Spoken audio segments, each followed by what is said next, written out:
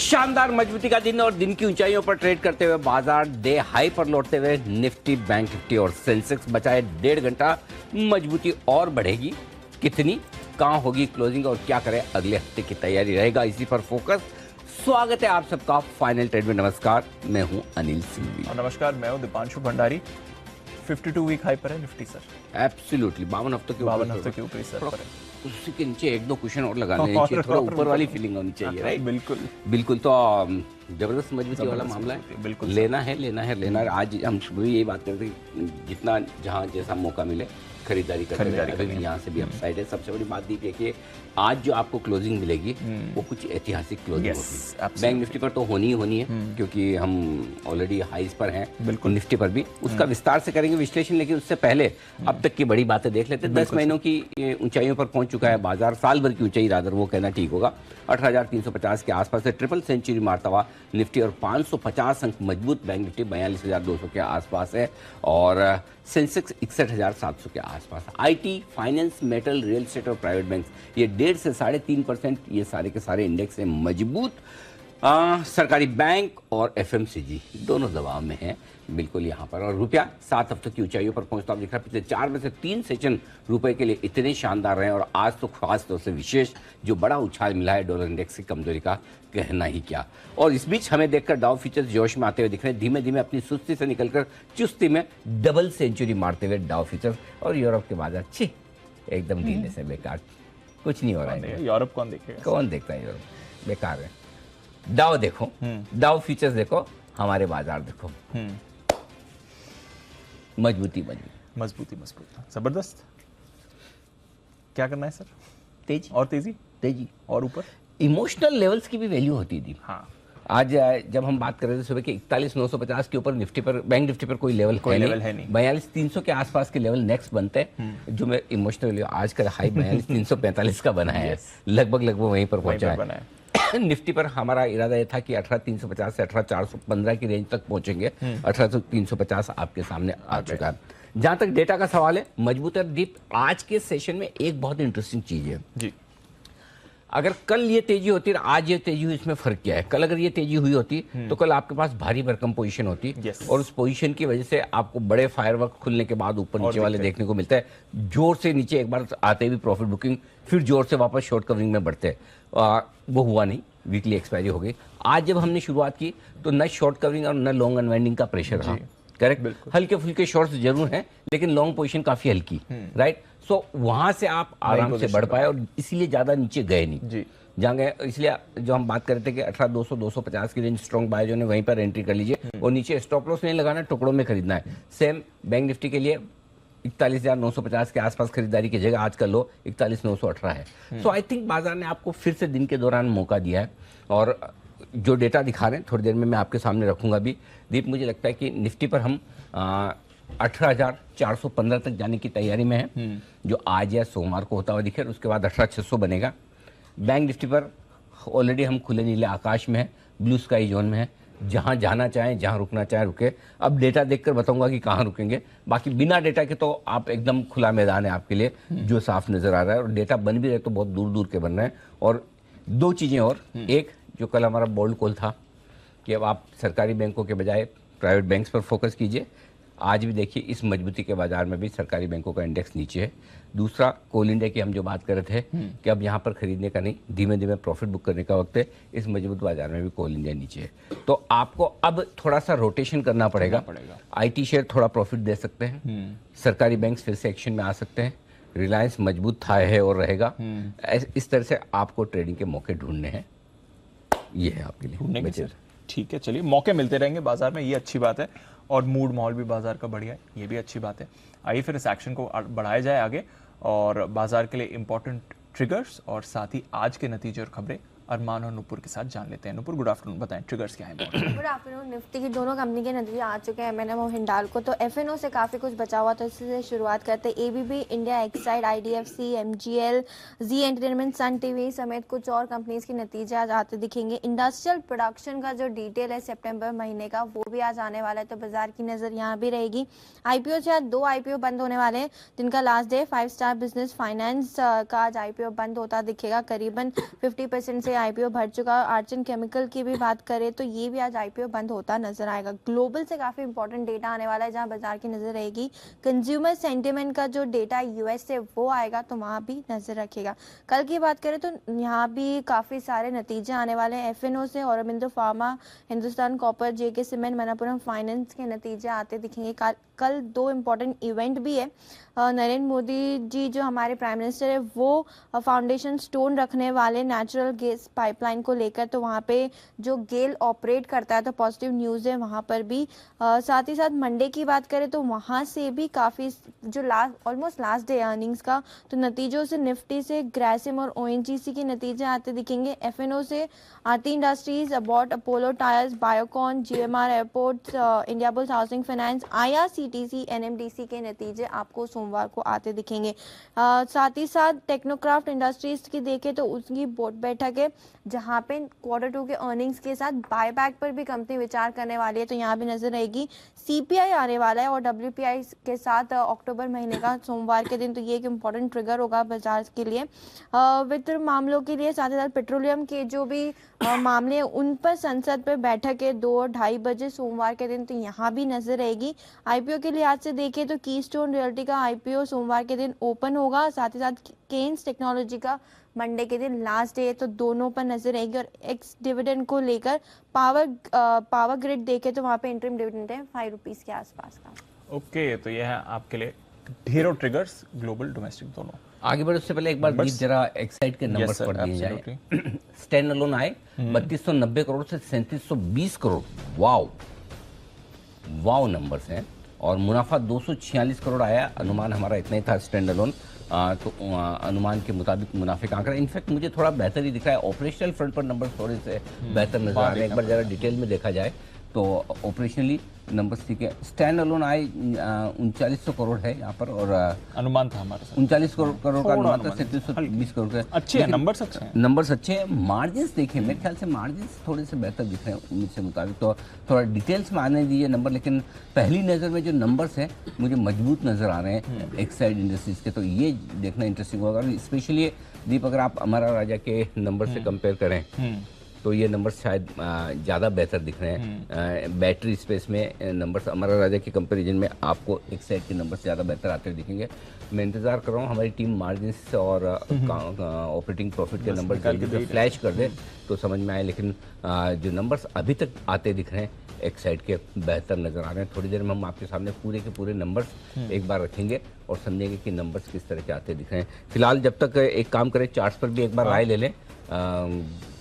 Sumit ji, Exide industries number अभी अभी आए, जरा एक बार चार्ट्स पे लेवल बता दें जब तक हम डिटेल्स पूरी देखें। अनिल जी, चार्ट्स के ऊपर स्टॉक बढ़िया दिख रहा है। स्टॉक के अंदर अभी इमीडिएट 170 का सपोर्ट बनेगा और ऊपर के अंदर जैसे 180 का लेवल टूटेगा, यानी इमीडिएट 180 तक तो लगता है, और जैसे ही 180 का लेवल टूटेगा तो रैली बढ़ती हुई देखने को मिलेगी और फिर अगले हफ्ते में 185 रुपए तक के लेवल भी एक्साइड में देखने को मिल सकते हैं।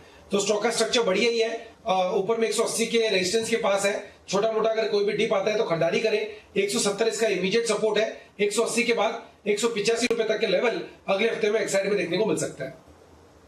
180 पहला लेवल है और 180 के बाद 185 तक जा सकता है। 170 का स्टॉप लॉस रखें और ये है आपके लिए नंबर्स। में थोड़े से ऑपरेशनल नंबर आपके सामने लाने की कोशिश करूंगा, उससे एक बार पूरा अंदाजा लगेगा। 194 करोड़ का EBITDA है अनिल जी, जहाँ तक एक्साइड का सवाल है। ज़्यादा होना चाहिए, ज़्यादा होना चाहिए। I don't think standalone profit ही 234 कुछ एडजस्टमेंट्स हैं शायद, इसलिए थोड़ा नंबर्स काफी बेहतर इसको निकालते हैं। ओह, ये है की नंबर। ओके, 11.1 अनुमान मुताबिक है। 11% का अनुमान था तो 13% आए हैं। अच्छा, 11% आए, घट करते हैं। हाँ, 11% उम्मीद के मुताबिक, उम्मीद मुताबिक है सर।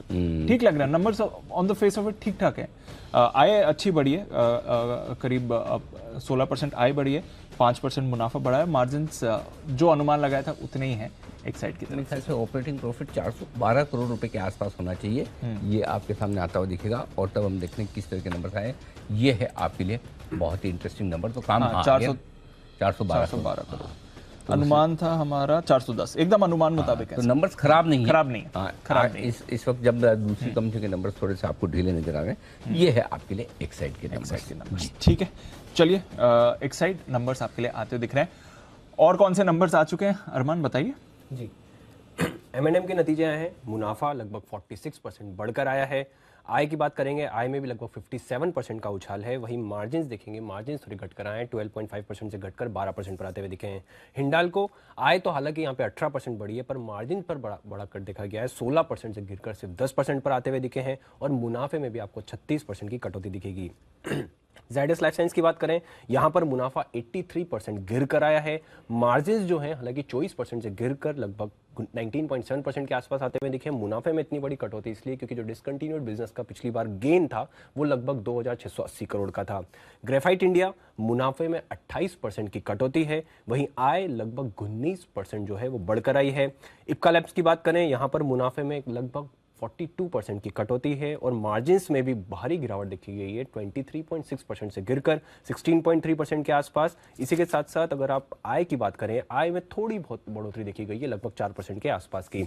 एल्केम लैब मुनाफे में लगभग 41% की कटौती है, आय 10% बढ़कर आई है और मार्जिन्स में बड़ा कट देखा गया है, 22% से गिरकर 14.7% पर।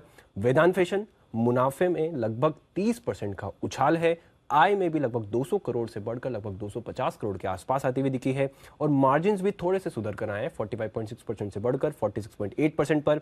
फैक्ट मुनाफे लगभग 4 गुना होता हुआ दिखा है, वहीं आय भी लगभग 150% बढ़कर आई है। एडवांस एंजाइम यहां पर भी मुनाफा में 30 करोड़ से जो है वो गिरकर 26 करोड़ पर आया है और आय भी 127 करोड़ से, हालांकि जो आय में थोड़ी बहुत बढ़ोतरी देखी गई है, 127 करोड़ से बढ़कर लगभग 140 करोड़ के आसपास। और अंत में मेडप्लस हेल्थ की बात करें तो यहां पर मुनाफे में लगभग 70% के आसपास की कटौती है, हालांकि जो आय है वो 21% बढ़कर आई है। ओके, तो ये है आपके लिए कुछ नतीजे आपकी स्क्रीन पर आते हुए दिख रहे हैं। खबरें अरबान जी, JSW स्टील, इनका डेटा आया है जिसमें क्रूड स्टील का जो उत्पादन है वो 25% बढ़कर आया है। वहीं आप लॉन्ग रोल्ड प्रोडक्ट्स की बात करें, वहां पर 11% का आपको उत्पादन बढ़कर आया है। अक्टूबर ऑटो डेटा आया है साइम का, जिसमें अगर आप देखेंगे अक्टूबर में पीवी जो बिक्री हुई है वो लगभग 2.91 लाख हुई है। वहीं अगर पीवी का उत्पादन करेंगे तो उत्पादन की बात करेंगे तो वहां पर 2.5 लाख से बढ़कर लगभग 3.3 लाख यूनिट्स आई है। वहीं घरेलू टू व्हीलर बिक्री जो है वो भी थोड़ी बहुत बढ़ के आई है, 15.5 लाख से बढ़कर 15.8 लाख यूनिट्स के आसपास। और अंत में कई सारी ब्लॉक डील्स हैं, जिसमें जोमेटो सबसे पहले, इसमें 3 करोड़ शेयर के कई सारे सौदे हैं। पीबी फिनटेक 1.5 करोड़ जो कि 3% इक्विटी के आसपास का है। Coal India 30 lakh, Tata Steel 15 lakh, BEL 10 lakh और बीएचईएल 10 लाख शेयरों के कई सौदे किए गए। ओके, तो ये है सारे के सारे खबरों वाले शेयर जिनके दम पर दिखेगा एक्शन को आगे बढ़ाने के लिए तैयार है एक्सपर्ट्स का दमदार पैनल। बंसल जी, सुमित जी, सिमी जी, किरण जी, नितिन जी और आशु सर हमारे साथ हैं तैयार। पहला बिल्कुल नितिन जी के लिए निफ्टी के निशानेबाज नितिन बुरार का।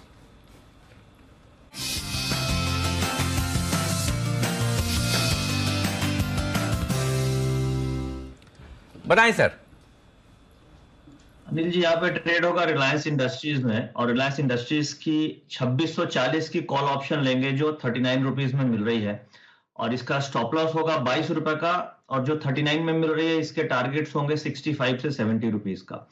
अभी जो हम लोग देख रहे हैं कि एचडीएफसी लिमिटेड और एचडीएफसी बैंक ये 2 स्टॉक्स लीड कर रहे थे और उसके बाद आईटी में बाइंग थी। अभी लास्ट 1 घंटे में ये देखा गया कि रिलायंस इंडस्ट्री से लीडरशिप आई है और पॉसिबल है कि अगले वीक में रिलायंस इंडस्ट्रीज लीड करे और ये करीब 2700 की तरफ जा सकता है। इसलिए हम 2640 की कॉल ऑप्शन ले रहे हैं जो 39 में मिलती है। टारगेट होंगे 65, स्टॉप लॉस होगा 22 रुपए का। रिलायंस इंडस्ट्रीज अभी एक स्पाइक भी दिखा रहा है, 2% ऊपर कॉल के जरिए ट्रेड करिए 2640 की खरीद कर। सुमित जी के लिए बिगुल, सुमित का super hit.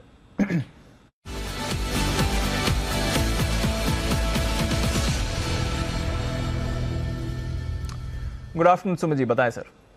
Good afternoon Deepanshu. Deepanshu, buy का स्टॉक रडार पे आया है, 81.90, 82 का अभी भाव चल रहा है। स्टॉक का नाम है एनएलसी इंडिया। एनएलसी इंडिया के अंदर मोमेंटम बन रहा है। कल का 500 का हाई ब्रेक हो चुका है और स्टॉक अब यहां से एक बढ़िया मूव आज और आने वाले दिनों में दिखाने को तैयार है। 78 रुपीज का नीचे में स्टॉप लॉस लगाएं और खरीदारी करें एनएलसी इंडिया।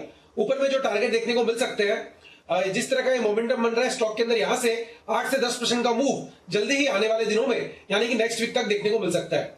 ऊपर में जो टारगेट बनेंगे 87 रुपीज का इसका पहला टारगेट बनेगा, 90 रुपए का इसका दूसरा टारगेट बनेगा।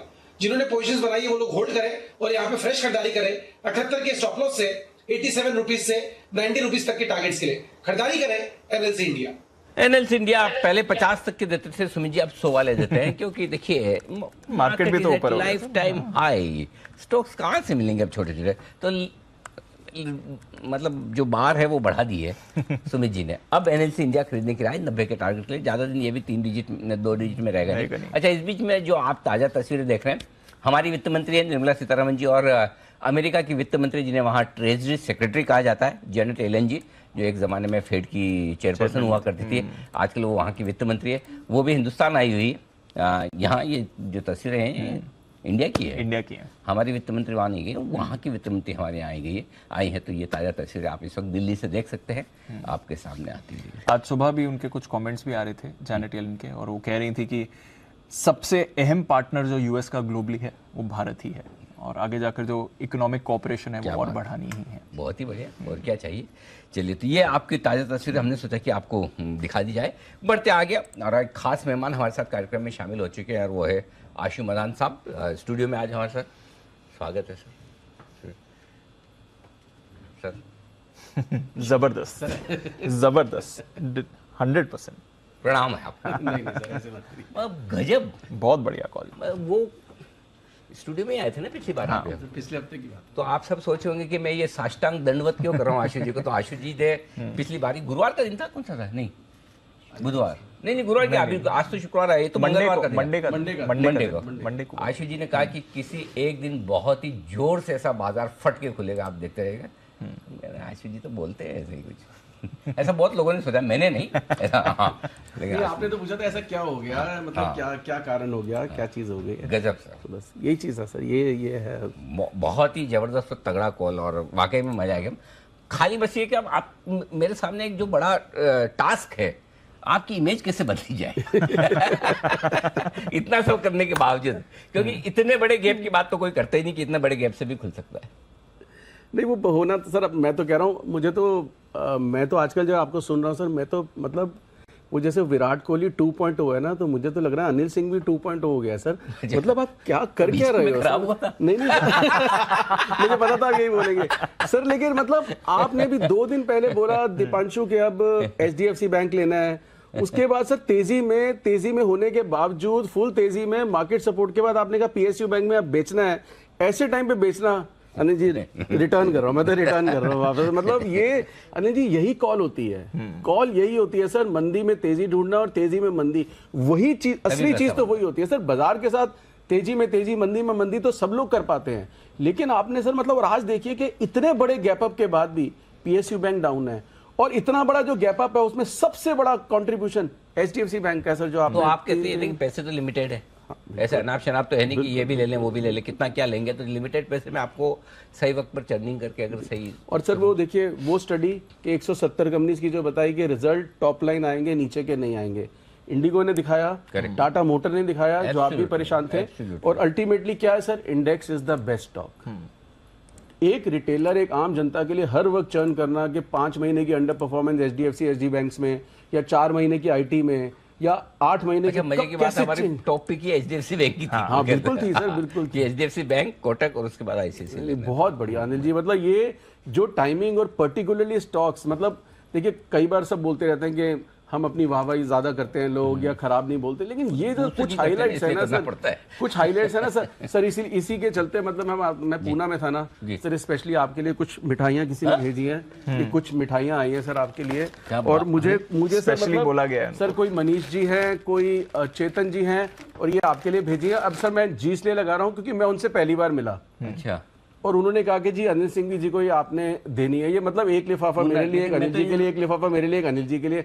तो मैंने कहा कोई भी जाकर दे सकता है, मुझसे क्यों कह रहे हैं? कह रहे हैं वो एंकर्स तो कलीग हैं, मिलते ही रहते हैं ना स्टूडियो में, बाकी सबके हाथ में भेज सकते हैं किसी। ऐसा उन्होंने नहीं कहा, ये पीछे वाला मैं पूछवा दूं, लेकिन मैं तो पहचानता, मतलब सर प्यार है। अच्छा, मतलब कोई बिल्कुल प्यार सर, मैं खुद पहली बार मिला उनसे। अच्छा हाँ, तो सर पहले मुझे 2 बजे, इसमें 2 बजे थी यहाँ पे आपको देने की, 1 बजे तो कंफर्मेशन हो जाएगी मैंने नहीं खा ली कि पहुंची है जगह। अब दूसरी जगह सर बाकियों को भी पता लगेगा ना आपके लिए भेजनी है, तो आपको भेजेंगे तो मुझे भी तो मिलेगी ना। भाइयों प्लीज, मैं मीठा खाता नहीं, हाँ नमकीन जरूर खाता हूँ। नमकीन भी है, भाकड़ बड़ी भी है, जो भी मतलब पूना की स्पेशलिटी है। लेकिन आप इतना प्यार देते हो उतना काफी है। ये सब ये प्लीज करें। एक बार पहले भी ऐसा हो गया, सिर्फ हमने कब बोला गुलाब जामुन क्या करा था। तो चलिए बढ़िया है सर, ये बात मिठाई की नहीं है तो सर आप उनको पता है कि हम आपके पास पहुंच जाएंगे। ऐसे सर वो जोधपुर में हमारे नवीन जी हैं, बहुत खास दोस्त हैं, वो कई बार कह चुके हैं जोधपुर की नमकीन और मिठाई भेजनी है, मुझे भेजते भी तो हैं। जैसी जोधपुर में मिठाई हाँ होती है बिल्कुल सर, हिंदुस्तान में कहीं नहीं नहीं बिल्कुल बिल्कुल कहीं नहीं बनती सर, वो कितनी बार बोल चुके हैं और मुझे भेजते भी हैं, अलग सी कोई चीज आती है सर वहाँ से, मतलब। एब्सोल्युटली। चलिए बहुत बढ़िया। अच्छा बंसल जी, आपको कुछ सलाह देना चाहते हैं या टिप्पणी करें? जी बंसल जी। नहीं अनिल जी, मैं तो ताली बजा रहा हूँ अनिल जी, मिठाई के पैकेट आ रहे हैं अनिल जी। और उस दिन मेरे को कुणाल जी कह भी रहे थे कि लगता है अनिल जी ना ऐसे ही बोलते हैं कि मीठा नहीं खाते क्योंकि लोग मिठाई लेके आ जाते हैं। तो मेरे को समझ में नहीं आया, तो अब समझ में आ रहा है अनिल जी, आप पैकेट ना मिले मतलब कि ज्यादा, तो ये तो अनिल जी प्यार है। मैं कुछ कहना नहीं चाह रहा अनिल जी, ये तो खुशी की बात है। मतलब कि आशु जी को पहली बार कोई मिला और मिठाई दे रहे हैं तो अच्छा लगा अनिल जी। मैं तो ताली बजा रहा था, मैंने हाथ नहीं खड़ा करा अनिल जी। आशु जी को दे रहे इसलिए अच्छा लगा है, मतलब वैसे आशु जी को कोई मिठाई दे रहे इसलिए अच्छा लगा। तो कौन से वाले शब्द पे ज्यादा फोकस करना है, ये अलग बात है। आइए इस बीच बढ़ते आगे और एक बार जरा आशु जी मार्केट पे व्यू देने को स्प्रेड सर। हाँ मैं स्प्रेड भी दे देता हूँ सर। मार्केट का व्यू पॉजिटिव है। अब इंडेक्स रहना इंडेक्स के साथ है सर, क्योंकि कहीं अगर ऊपर नीचे कोई अगर स्टॉक आपका फंस सकता है, लेकिन रहना इंडेक्स के साथ है सर। और जिस 17,900 इतना बड़ा बेस बन गया, इतना बड़ा कि जब तक कुछ भुचाल आके उसको टूटे तो टूटे, नहीं तो धीरे धीरे ऊपर की तरफ है। बैंक निफ्टी भी है, लेकिन सर मज़ा ना गैप अप में ही आएगा आपको। मतलब इंट्राडे अगर गैप अप के बाद लेंगे तो शायद इतना मज़ा नहीं आएगा, मज़ा गैप अप में आएगा। स्टॉक्स वही सर, अंबुजा, अभी नितिन जी रिलायंस का दे रहे थे सर। रिलायंस भी मुझे लगता है कि अब पोजिशनल अब अगले 1 आध महीने के लिए चलने को तैयार है। बाकी स्टॉक्स भी परफॉर्म कर रहे हैं सर। मैंने कॉल दी हुई है वेदांता की, वेदांता के साथ बिल्कुल बने रहें। डीएलएफ के साथ बिल्कुल बने रहें। डेल्टा का फिर कवर कर रहा हूँ, सिर्फ टेम्परेरीली ओवरबॉट है और शायद कंसोलिडेशन और लंबी हो सकती है एक्सपायरी तक, बिल्कुल बने रहें। भारती और पीएसयू बैंक्स में यस अनिल जी, जो आप कह रहे थे कि बिल्कुल ठीक है कि कहीं ना कहीं। और आज एक और चीज़ बोलूँगा अनिल जी, इतनी तेज़ मार्केट में सचिन जी ने सुबह कैन बैंक की सेल कॉल दी थी, और जब आप पीएसयू बैंक की बात कर रहे थे तो अनिल जी ये करेजियस कॉल्स होती है, मज़ा आता है इसके अंदर। बिल्कुल तो ये अनिल जी बहुत बढ़िया। मार्केट में कोई मुझे टेंशन नहीं लग रही है, मतलब डिप आ जाए तो लेना ही लेना है, ठीक बात है। कोई प्रॉब्लम नहीं, गिरावट में खरीदारी करनी है, सिंपल। और सर अगले हफ्ते के लिए एक स्प्रेड है, अगर आप बिल्कुल बजा दें तो मैं निफ्टी का वो स्प्रेड भी दे देता हूँ। स्विंग के सुल्तान आशु मदान।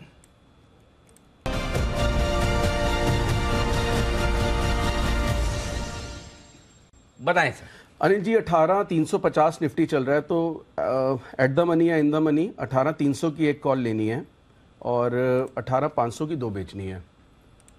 क्योंकि अनिल जी 2 इसलिए बेचनी है कि तेजी के बाद भी आजकल हम 1:1 भी कर रहे हैं, लेकिन ये 2 इसलिए बेचने क्योंकि अनिल जी 300 पॉइंट ऑलरेडी ऊपर हो चुका है और अब इस स्प्रेड को बनाने में अनिल जी कॉस्ट आएगी अपनी 45 रुपए की आएगी। ओके। तो 18,345 पे मैं लॉन्ग खड़ा हो गया, समझ गया। नीचे में कुछ भी हो जाएगा, मतलब ऐसा लगता है ना, देखो सर किसी को सीधा बोलो 350 पे ले लो, 50 पॉइंट घट जाएगा स्टॉप लॉस हो जाएगा उनका, क्योंकि डर लगेगा सर 18 मैंने ऑल टाइम हाई पे तो नहीं ले लिया, तो ये 45 से ज्यादा लॉस हो ही नहीं सकता। ऊपर से सेफ है सर 18,700 तक इस थर्सडे को। तो मुझे यहाँ से भी 150-200 पॉइंट की मूव लगती है कि 18,500 आ जाएगा। 18,500 आ गया तो पीक प्रॉफिट होगा इसमें स्पॉट निफ्टी पे। तो मुझे लगता है स्प्रेड बहुत ही अच्छा स्प्रेड बन रहा है, कुछ ना कुछ परफॉर्म करेगा। और 45 रुपीज़ की कॉस्ट तो सर वो 350 ऑलरेडी 5 रुपये ऊपर तो निफ्टी स्पॉट में ही चल रहा है, फ्यूचर तो बहुत ऊपर चल रहा है। तो ये बेसिस इस स्प्रेड का सर ये है कि एक लेके 2 बेचनी है और 18,700 तक सेफ है। 45 की कॉस्ट है एंड मुझे 45 रुपीज़ में कोई दिक्कत नहीं लगती है। ओके, तो 18,300 की कॉल खरीदिए, 18,500 की 2 कॉल्स बेचिए। बुल स्प्रेड आशु सर की तरफ से। सिमी जी के लिए बिगुल, सिमी के नॉन स्टॉप शेयर्स।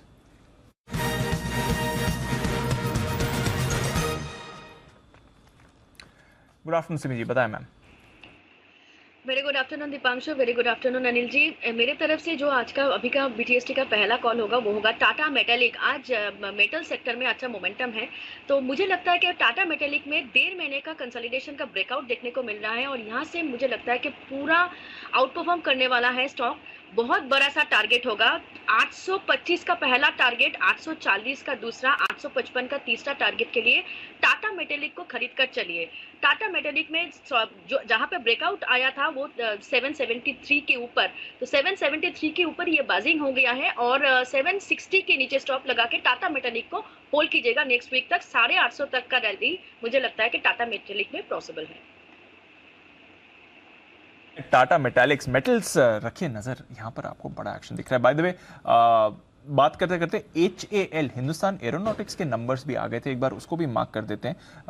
अभी बस थोड़ी देर पहले ही आपने HAL के नंबर्स आते देखे, एक बार स्क्रीन पर उसको भी पुल कर देते हैं। मुनाफा 1210 करोड़ रुपए का आया है और अनुमान से काफी बेहतर ये मुनाफे का आंकड़ा आपको आते हुए दिखा है। मार्जिन देखिए 22% से बढ़कर 31.5% के मार्जिन आते हुए दिखे, तो शानदार प्रदर्शन हिंदुस्तान एरोनॉटिक्स का आपने बनते हुए देखा है। 916 करोड़ के रुपए का मुनाफा का हमने अनुमान लगाया था, उसके सामने 1210 करोड़ रुपए का मुनाफा आया है। बहुत ही बढ़िया आंकड़ा जहां तक इनके नंबर्स का सवाल है। आय में भी अच्छी बढ़त देखिए, तो ओवरऑल बढ़िया नंबर्स HAL हिंदुस्तान एरोनॉटिक्स की तरफ से आते हुए दिखे हैं और स्टॉक भी अब एक्शन में आ रहा है। सुमित जी, सुबह भी आपसे बात करी थी नंबर से पहले, अब नंबर्स भी आ गए हैं, अच्छे नंबर्स हैं, स्टॉक भी रिएक्ट कर रहा है, 2500 का भी लेवल क्रॉस करा है। अब फ्रेश लेवल्स क्या निकलते हैं ये बताएं सर। स्टॉक मजबूत है दीपांशु, चार्ट्स के ऊपर भी बढ़िया दिख रहा है। मेरे को लग रहा है पोजीशंस होल्ड करके चलना चाहिए। 2520 2530 के आसपास का भाव है। जैसे ये यहां से मोमेंटम और बनता है तो स्टॉक के अंदर यहां से एक बढ़िया मूव ऊपर की तरफ बनेगा, जिसमें 2600 रुपए तक के लेवल आने वाले दिनों में पोजिशनल तौर पे देखने को मिलेंगे। अब इमीडिएटली ऊपर में 2540 2550 तक का मूव देखने को मिलना चाहिए और कोई भी अगर डिप आता है 2500 तक तो लोड लेवल्स पे खरीदारी करके चलने का ही सलाह रहेगा। मेरे को लगता है कि HAL के अंदर एक बढ़िया मूव यहां से भी आने वाले दिनों में और ऊपर की तरफ देखने को मिलेगा। 2650 के टारगेट आप मान के चले जल्दी ही आने वाले दिनों में देखने को मिलेंगे। 2650 के टारगेट्स खरीदारी करें। HAL नंबर्स काफी शानदार इसके रहे हैं, स्टॉक भी एक्शन में आपको दिख रहा है। और भी कई सारे काउंटर्स हैं जहां पर आपको एक्शन अच्छा बनते हुए दिख रहा है। अभी थोड़ी देर पहले SML Isuzu के भी नंबर्स आए थे, उस काउंटर को भी अपने रेडार पर रखिए। HAL में भी एक अच्छी मूव आ रही है, इन्फो एज 7.5% ऊपर है। PVR में भी एक्शन बन रहा है, PVR पर रखिए नजर। ये काउंटर थोड़ा डिप हुआ था, अब वापस तेजी में आ रहा है, तो थोड़ी थोड़ी मूव वहां पर भी है। बट नतीजों के लिहाज से काफी सारे नतीजे अभी भी आना बाकी हैं और उसमें कुछ फार्मा कंपनीज भी इन्वॉल्व हैं। तो पहले नुपुर हमारे साथ तैयार बताने ग्लेनमार्क की परफॉर्मेंस कैसी रह सकती है। नुपुर बताइए। बिल्कुल, ग्लेनमार्क का एक्सपेक्टेशन है कि इस बार परफॉर्मेंस थोड़ी कमज़ोर आएगी। Q2 की बात करते हैं तो जो आय होगी वो करीबन 4% से इस बार घटकर 3030 करोड़ के आसपास आ सकती है। जो कामकाजी मुनाफा होगा वो 14% से कम होकर 505 करोड़ के आसपास आता दिखेगा। मार्जिन पे काफ़ी दबाव आने वाला है, 200 बेसिस पॉइंट का कट इस बार एक्सपेक्टेड है। पिछली बार 18.7% के मार्जिन थे जो 16.7% हो सकते हैं इस बार। जो मुनाफा होगा वो 210 करोड़ के आसपास आता दिखेगा, करीबन 24% की गिरावट का अनुमान है वहां पर। यूएस कारोबार की बात करें तो काफी म्यूटेड ग्रोथ की एक्सपेक्टेशन है, सिंगल डिजिट में करीबन 4-5% की ग्रोथ आ सकती है। घरेलू कारोबार में भी इस बार एक्सपेक्टेशन है कि 9 से 10% की ग्रोथ आती दिखेगी, लेकिन जिस हिसाब से प्राइसिंग प्रेशर चल रहे यूएस में और जो वहाँ पे इरोजन है उसके चलते ग्रॉस मार्जिन और जो एबिटा लेवल पे मार्जिन है वहाँ पे बहुत दबाव आता दिखेगा। तो ये है आपके लिए ग्लेनमार्क, कुछ ज़्यादा खास नंबर्स रहने नहीं वाले हैं। DCW छोटा स्टॉक है, ज़्यादा रेडार पर नहीं आता है। 20 करोड़ से मुनाफा बढ़कर 50 करोड़ का आया, 2.5 गुना मुनाफा बढ़ा इसका। एक बार कंफर्म करते हैं इसको। आय 575 करोड़ से 572 करोड़ से बढ़कर 700 करोड़ की आई है। ज़बरदस्त नंबर्स दिख रहे हैं DCW की तरफ से। रखें इस काउंटर को भी रेडार पर। 20 करोड़ से मुनाफा बढ़कर 50 करोड़ का है। देखना पड़ेगा कुछ अगर एक्सेप्शनल आइटम भी है जिसकी वजह से इतना बड़ा मुनाफे में उछाल दिखा है, या फिर पिछले बेस में कुछ ऐसा एक्सेप्शनल आइटम था जिसकी वजह से आपको मूव दिख रही हो। बट ओवरऑल अच्छी परफॉर्मेंस DCW से भी दिख रही है। रखते हैं इसको रेडार पर भी। वेदांता पर एक राय लेनी थी क्योंकि ये काउंटर मूव दिखा रहा है 2% ऊपर। वेदांता डेज हाई पर इस समय आपको ट्रेड करते हुए दिखेगा। सिमी जी जरा देखें एक बार वेदांता का चार्ट भी। बहुत ही अच्छा चार्ट है। इनफैक्ट दीपांशु, मुझे लगता है कि आज पूरा सेक्टर फोकस में है और एक ब्रेकआउट यहाँ पे भी मैं देख रही हूँ। मुझे लगता है कि अगर जिन्होंने लिया है ये स्टॉक, मैंने एक्चुअली लास्ट वीक ही इसमें खरीदारी का कॉल दिया था और वो अभी भी मैं मेंटेन कर रही हूँ।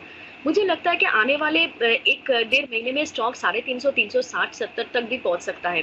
करंट लेवल पर भी खरीदा जा सकता है। स्टॉप लॉसेस अपना अपना कंफर्ट लेवल्स पर लगाइए। 350, 360 का ओवरऑल टारगेट्स मैं एक्सपेक्ट कर रही हूँ, जो कि मुझे लगता है कि दिसंबर के बीच में आ जाना चाहिए। तो ये है आपके लिए वेदांता पर आए। स्टॉक जबरदस्त एक्शन में मजबूती के साथ बढ़ता हुआ आगे बढ़ते मुलाकात करते हैं सेठी साहब से। सदाबहार सेठी साहब की शॉर्ट टर्म पिक्स।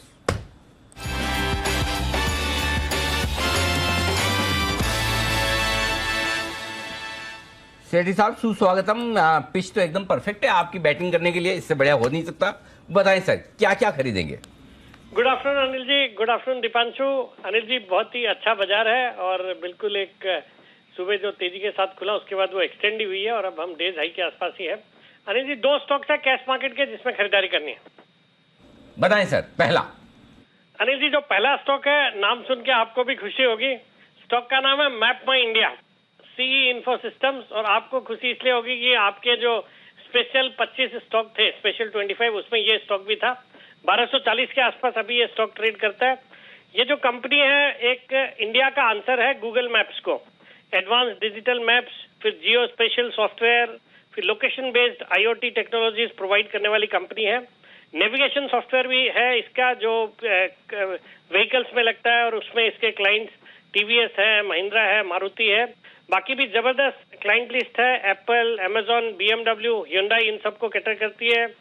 फिर गवर्नमेंट का जो रेगुलेशन है फॉरेन एंटिटीज के ऊपर, तो उसका भी एक बड़ा फायदा इस कंपनी को होता है। जो और एक जबरदस्त ये लोग ने एक नए सेगमेंट में फोरे किए हैं, 3D मेटावर्स मैप्स के सेगमेंट में फोरे किया, जो रियल व्यू मैप्स होते हैं, जो कि एक फ्यूचर में बहुत बड़ी अपॉर्चुनिटी हो सकती है। ये जो रियल व्यू मैप्स है ये real estate industry, smart city और रोड इंफ्रा इन सब के लिए बहुत ही काम की चीज है। फिर इसके अलावा इन्होंने एक नोएडा बेस्ड कंपनी है जी ट्रॉपी नाम की, उसको हाल ही में एक्वायर किया, जो कि व्हीकल्स में ये जो जीपीएस सॉल्यूशंस या मोबिलिटी सॉल्यूशंस प्रोवाइड करती है।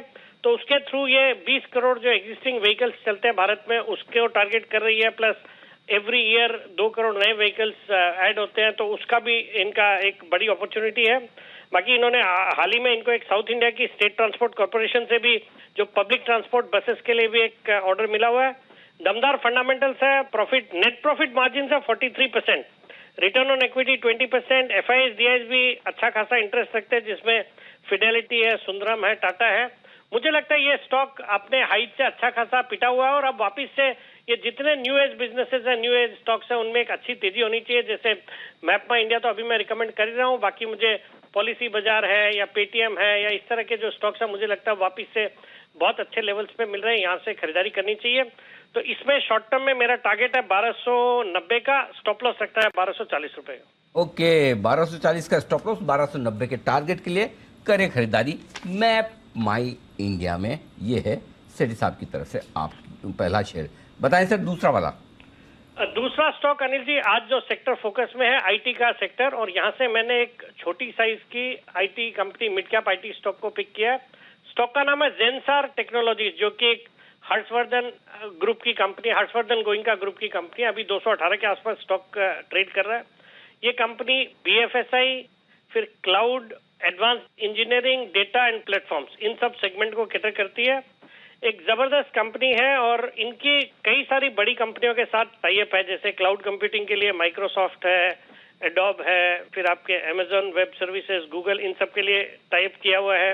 एंटरप्राइज एप्लीकेशन के लिए ओरेकल और सैप के साथ टाई अप है। सॉलिड फंडामेंटल्स वाली कंपनी है, अच्छे सभी फंडामेंटल्स है। और बाकी वैल्यूएशन के लिहाज से बहुत ही सस्ता स्टॉक है, 13-14 के मल्टीपल पे अब ये स्टॉक ट्रेड करता है। ईयरली हाइज है 587 के, वहां से अच्छा खासा करेक्ट होया हुआ स्टॉक है। अभी डिविडेंड यील्ड है 2.28%। बाकी जिस तरीके से अब वापस से आईटी सेक्टर फोकस में आया है, स्टॉक बहुत ही सस्ते वैल्यूएशन पे ट्रेड करता है, यहाँ से बहुत अच्छे अपसाइड आने चाहिए। बाकी एफआईएस डीआईएस भी 21.7% स्टेक ओन करते हैं, जिसमें प्रोमिनेंट ये निप्पॉन है, डीएसपी, एचडीएफसी, गोल्डमैन सैक्स, फिर बाजार के दिग्गज निवेशक आशीष धवन भी इसमें 1.06% स्टेक ओन करते हैं। प्लूटस वेल्थ है 3.31%। तो ऑल इन ऑल एक बहुत ही सस्ते लेवल पे एक अच्छी क्वालिटी का आईटी स्टॉक अवेलेबल है। और चूंकि अब हम आईटी स्टॉक्स में अच्छी तेजी एक्सपेक्ट कर रहे हैं, कल नेस्डैक में हमने 7% की तेजी देखी, मुझे लगता है ये स्टॉक है, ये भी अच्छा करना चाहिए। मेरे शॉर्ट टर्म टारगेट है इसमें 230 रुपए के, स्टॉप लॉस रखना है 215 रुपए का। ओके, तो ये है आपके लिए जेनसार टेक्नोलॉजी। सेठी साहब जरा बने रहें, एक बार आप बंसल जी आपके मैप माई इंडिया पर कुछ विशेष टिप्पणी करना चाहते हैं। जी बंसल जी। अनिल जी देखिए, मैप माई इंडिया में एक चीज है अनिल जी जो लोगों को मालूम नहीं है। अनिल जी देखिए, गूगल मैप भी रास्ता बताता है, भी रास्ता बताता है, बट अनिल जी एक तो ये स्पीड लिमिट बताता है।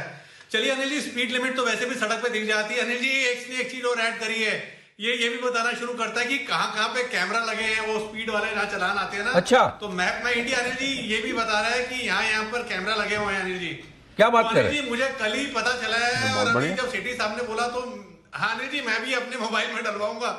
मेरे को आता नहीं है डालना ये सब ऐप। तो अनिल जी ये चीज कंफर्म है कि ये जो स्पीड वाले कैमरा है ना वो भी बता रहा है, स्पीड लिमिट तो बताता ही है, कैमरा भी बता रहा है इन एडवांस की यहाँ पे कैमरा लगा है। सेठी साहब सही कह रहे हैं बंसल जी? नहीं, इतना कैमरा लगा इतना तो मुझे भी नहीं मालूम, अभी देखना पड़ेगा। बट अनिल जी बहुत ही हाईली इनोवेटिव कंपनी है। अरे एक मिनट हेलो, एक मिनट सेठी साहब, कंपनी से ज्यादा बड़ी इनोवेशन तो बंसल जी की है कि उन्होंने ऐसे प्रोडक्ट का पता लगाया है। आपको कैसे पता चलेगा? आप स्पीड लिमिट क्रॉस करते होंगे, आपके चालान आएंगे, फाइन भरने पड़ेंगे, तब तो आपको पता चलता होगा। वो तो बंसल जी की आ रहा है, पता तो बंसल जी को चलेगा। जब कोई गलत काम करना नहीं है, शॉर्ट कॉल ही नहीं देनी, तो और वो क्या करेंगे सर? मतलब वो तो युग पुरुष हो गया सर। जी बंसल जी। अनिल जी मेरे चलान आते हैं बट मेरी वजह से नहीं आते, मेरे बैटर आपकी वजह से आते हैं। और अनिल जी मेरे को ये चीज अनिल जी मैप माई इंडिया के सीनियर ने अनिल जी कल मैंने सुना है, उन्होंने अनिल जी ये चीज पब्लिकली बोली है, तो ये चीज तो कंफर्म है कि कैमरास भी बता रहा है मैप माई इंडिया। मेक नो मिस्टेक, उनके और उनकी वजह से आने वाले सारे चालान के लिए आप ही जिम्मेदार हैं। इसमें कोई मिसअंडरस्टैंडिंग होनी नहीं चाहिए, राइट? करेक्ट। तो जिम्मेदारी बंसल जी की गिनी और मानी जाएगी।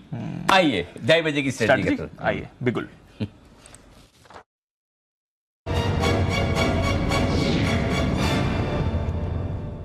जी बढ़िया टाइम पर स्ट्रैटेजी दे रहे हैं sir. Dow futures days high पर डबल सेंचुरी लगाते हुए ½ ऊपर। नैस्डैक फ्यूचर्स कल 7.5% की तेजी आपने नैस्डैक में देखी थी, आज भी फ्यूचर्स 1% ऊपर आपको दिख रहे हैं। एशिया के बाजार तो बहुत मजबूत थे, यूरोप में भी आपको पॉजिटिव एक्शन दिख रहा है। कच्चा तेल थोड़ा ऊपर जरूर है, 2.5% ऊपर कच्चा तेल है, उस पर रखनी है नजर सर। अदरवाइज डॉलर में तो सुस्ती है, 1 रुपया पूरा मजबूत हुआ है आज रुपया, 1 पैसे या 10 पैसे नहीं, पूरा का पूरा 1 रुपया, ऑलमोस्ट 100 पैसे की मजबूती आपको रुपए में इस समय दिख रही है। क्या करना है सर?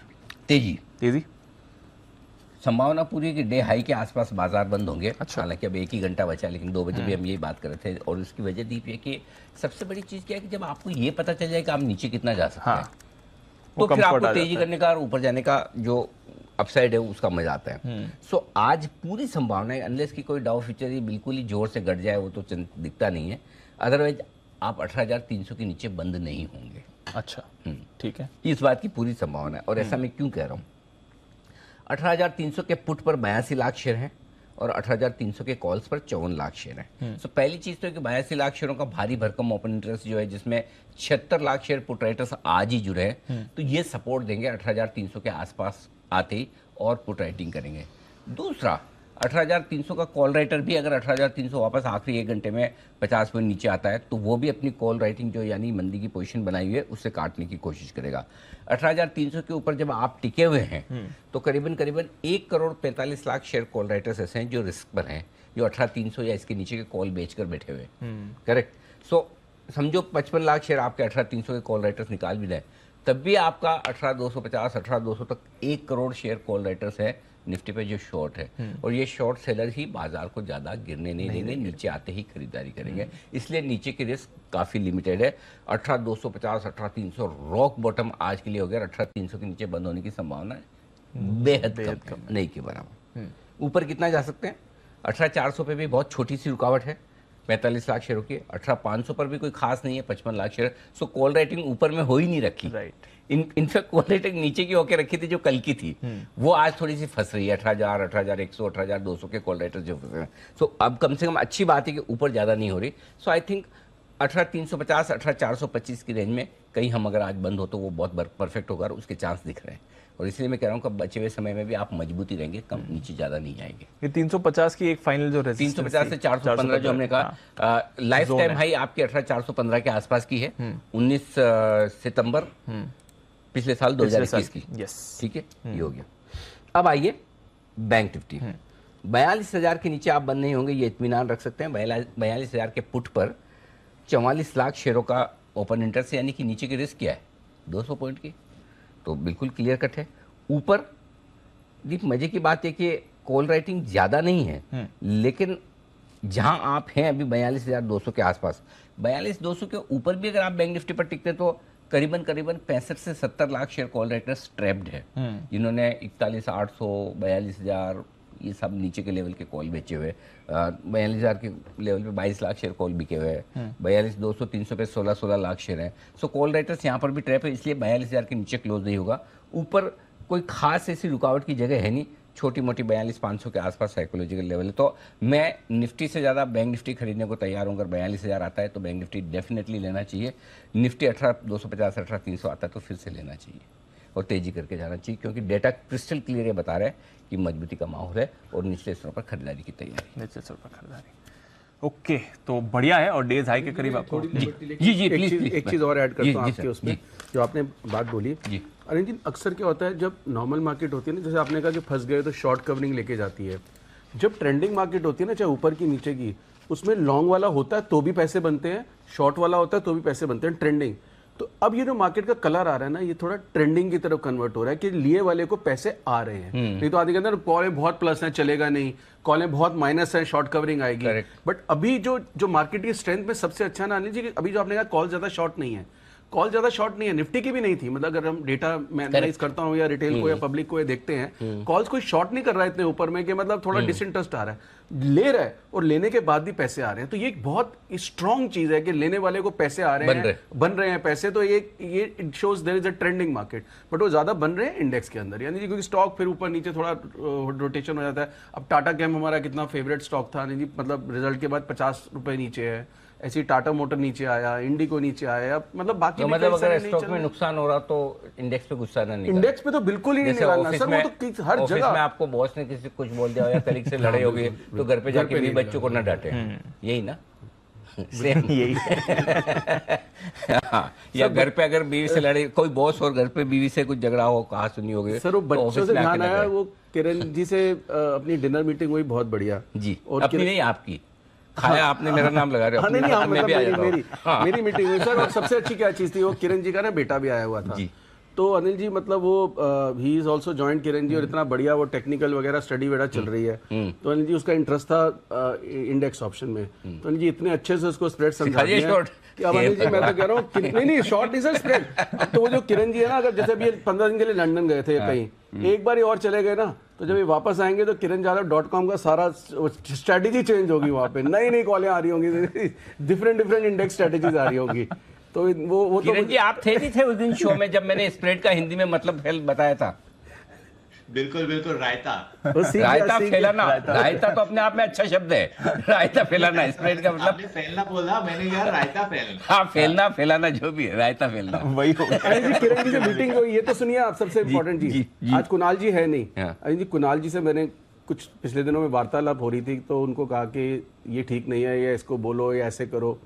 तो वो उन्होंने बोला कि पिछले महीने तुमने एक्सपायरी अलर्ट में अदानी पोर्ट दिया था कि उससे जरा ध्यान रखना, और मैंने तुम्हारा साथ नहीं दिया था। फिर भी आपने कहा कि नहीं ये अदानी इंटरप्राइज को देख के, और उसके बाद वो 10 रुपए घटा और अब तो 100 रुपए चल गया। वो एक्सपायरी के लिए था, तो कह रहे हैं आपने मेरी बात मानी, जब आप नहीं मानी तो मैं किसी और को क्यों बोलूं, क्यों मानेगा, तो आप मेरे पास आगे से नहीं आना। बहुत गुस्से में थे। अच्छा। तो मैं किरण जी को सेट करने गया कि अगर कुणाल जी लिमिटेड इंटरवेंशन नहीं करेंगे तो किरण जी तो होने चाहिए।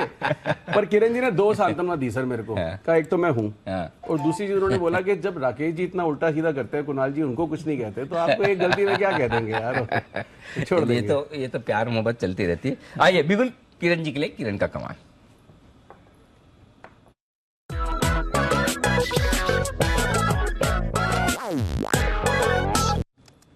बनाए sir. Anil ji, RBL bank ने एक बहुत बड़ा अच्छा ब्रेकआउट दिया है, और सबसे अच्छी बात है ऑप्शन चेन डेटा। यहाँ पे हमें दिख रहा है कि लगभग 147 तक एक अनवाइंडिंग है, और उसके बाद 150 to 50, 155 इधर भी अनवाइंडिंग है। तो मेरा मानना है कि अपसाइड बहुत अच्छा देखने को मिलेगा। बहुत अच्छे कंसोलिडेशन के बाद ये ब्रेकआउट हुआ है। तो आप अगर 145 का कॉल ऑप्शन, जो कि अभी ₹5.50 60 पैसे पे मिल रहा है, वहां लेना चाहिए। आपका स्टॉप लॉस 4 रुपए होगा, यानी ₹1.5 का रिस्क रहेगा, और टारगेट्स के लिए 9 और 11, ये 2 से 3 दिनों का ट्रेड रहेगा। अनिल जी थोड़ा सा पेशेंस रखना पड़ेगा, और इधर से अपसाइड बहुत अच्छी देखने को मिल रही है आरबीएल बैंक में। आरबीएल बैंक का इस पर है खरीदारी की राय किरण जी की तरफ से, नजर रखिए इस काउंटर पर भी। आइए एक बिगुल चार्ट कॉर्नर का बंसल जी के लिए।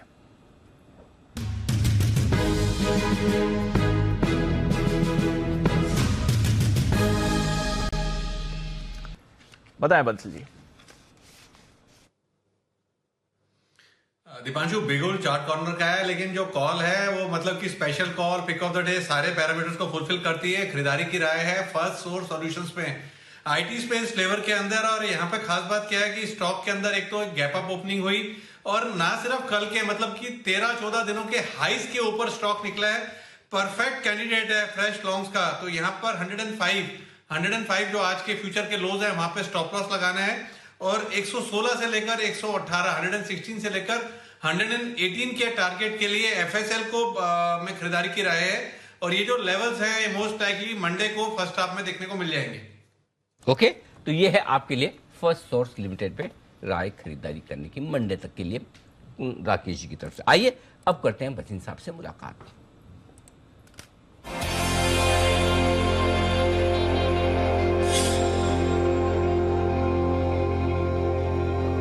स्वागत है आपका बसिन साहब, नमस्कार। बताएं सर, पहले तो अपडेट और साथ ही आउटलुक भी। गुड आफ्टरनून अनिल जी। तो अपडेट ये है कि आपको कल एचडीएफसी लाइव दिया था 530 में, वो 56 हो गया, और जीएमआर 39 हो गया। सुबह आपको एनटीपीसी भी कहा था, वो मैं कायम है, NTPC will be an outperformer. और उसके अलावा आपको मैंने दिया था जीएमआर और एनटीपीसी दोनों को दिए थे। NTPC I am still saying 185 का टारगेट। और अब अभी आपने जो पिक कहा है तो उसमें मैंने जो नाम लेना था वो बंसल जी ने कह दिया। कल उन्होंने मेरे साथ खाना भी खाया तो हमारी दोनों के ख्यालात भी मिल रहे हैं। आरबीएल मुझे भी बहुत अच्छा लग रहा है, लेकिन शायद उन्होंने कह दिया। उसके अलावा आप 3 पिक्स हैं, आप कहे तो मैं शुरू करूं। खिला दिया सर? हेलो, मैं बोल रहा हूँ बंसल जी को भी नमक खिला दिया आपने सर? अरे बंसल जी ने हमें करा दिया सर अब तो। चलिए बढ़िया है जी, बताएं सर। तो अनिल जी देखिए, सबसे पहले तो लीजिए आईसीआईसीआई बैंक। और मेरे को बैंकों में सबसे तेज वो लग रहा है, 950 का टारगेट है, 890 का स्टॉप लॉस। दूसरा लीजिए आप आईईएक्स, मैंने पहले भी कहा था 35, 36, 38, 40। IEX is headed to 155, 144, 50, 145 में लीजिए, स्टॉप लॉस ऑफ 142, 155 का target on IEX। ICICI bank second by है, और थर्ड पिक है एनटीपीसी। एनटीपीसी 71, 71.5 में लीजिए, स्टॉप लॉस ऑफ 167, 50, 185 का टारगेट। के तो ये 3 स्टॉक है जहां पर आपके लिए खरीदारी करने की राय बसिन साहब की तरफ से। आईसीआईसीआई बैंक, IEX और साथ ही साथ एनटीपीसी, इन तीनों में करें खरीदारी, ये राय आपके लिए आती हुई दिख रही है। आइए बिगुल सुमित जी के लिए, सुमित के super hit share.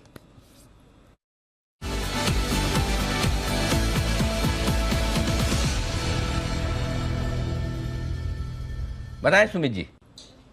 Anil ji, bye का स्टॉक रडार पे है। स्टॉक का भाव चल रहा है 37 रुपया 50 पैसा, 37 रुपया 60 पैसा।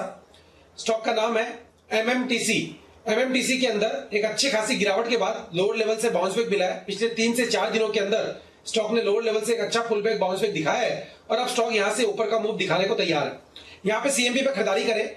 अगले हफ्ते में ये स्टॉक के अंदर जो ऊपर के लेवल देखने को मिल सकते हैं, 41 रुपए से लेके 44 रुपए तक के लेवल देखने को मिलने चाहिए। स्टॉक का जो नीचे में चार्ट्स के ऊपर सपोर्ट दिखाई दे रहा है वो 36 रुपए से 35.5 रुपए के आसपास दिखाई दे रहा है। तो 36 रुपए के नीचे का स्टॉप लॉस लगा के एमएमटीसी में खरीदारी करें। छोटा सा स्टॉप लॉस है, 41 रुपए का इसका पहला टारगेट बनेगा, 44 रुपए का इसका दूसरा टारगेट बनेगा। लोअर लेवल से बाउंस बैक के अभी संकेत मिल रहे हैं, ये बाउंस बैक के टारगेट है। ये टारगेट अचीव होने के बाद और ऊपर का मूव बनेगा। फिलहाल बाउंस बैक के लिए खरीदारी करें 41 से 44 के टारगेट्स के लिए। लंबे समय बाद सुमित जी के रेडार पर आया एमएमटीसी, बट ब्रॉडर मार्केट की रैली भी अब आपको रंग लाती हुई दिख रही है, तो एमएमटीसी इस पर करे खरीदारी। सिमी जी के लिए बिगुल, सिमी के नॉन स्टॉप शेयर्स।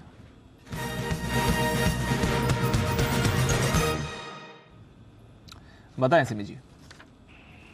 दीपांशु, एक स्टॉक जिसमें मोमेंटम था कुछ दिन पहले और अभी आज उसके बाद इसमें कंसोलिडेशन था। आज ये मतलब महीने बाद एक अच्छा बढ़िया सा ब्रेकआउट देखने को मिल रहा है। स्टॉक का नाम है ऑल कार्गो लॉजिस्टिक्स। पूरा जो 52 वीक हाई है उसको भी क्रॉस कर चुका है और एक सिमेट्रिकल ट्रायंगल का ब्रेकआउट दे रहा है।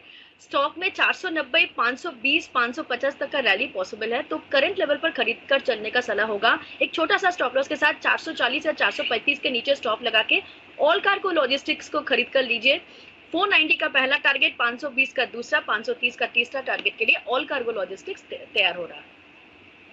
6 ये है वो स्टॉक्स जहां पर आपके लिए खरीदारी करने की राय सीबीजी की तरफ से आती दिख रही है।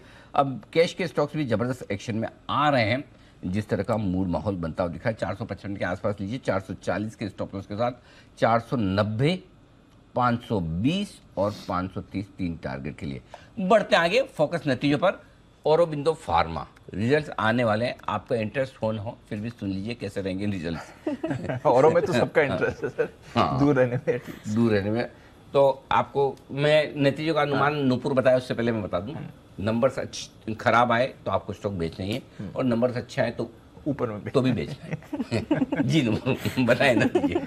जैसे नंबर्स काफ़ी मिले जुले आएंगे इस बार, तो जो आए हैं वहाँ पे तो बढ़ के आएगी थोड़ी बहुत, 6% का ग्रोथ का अनुमान है, लेकिन कामकाजी मुनाफा काफ़ी घटकर आने वाला है इस बार, 14% से गिरकर इस बार 1000 करोड़ के आसपास आता दिखेगा।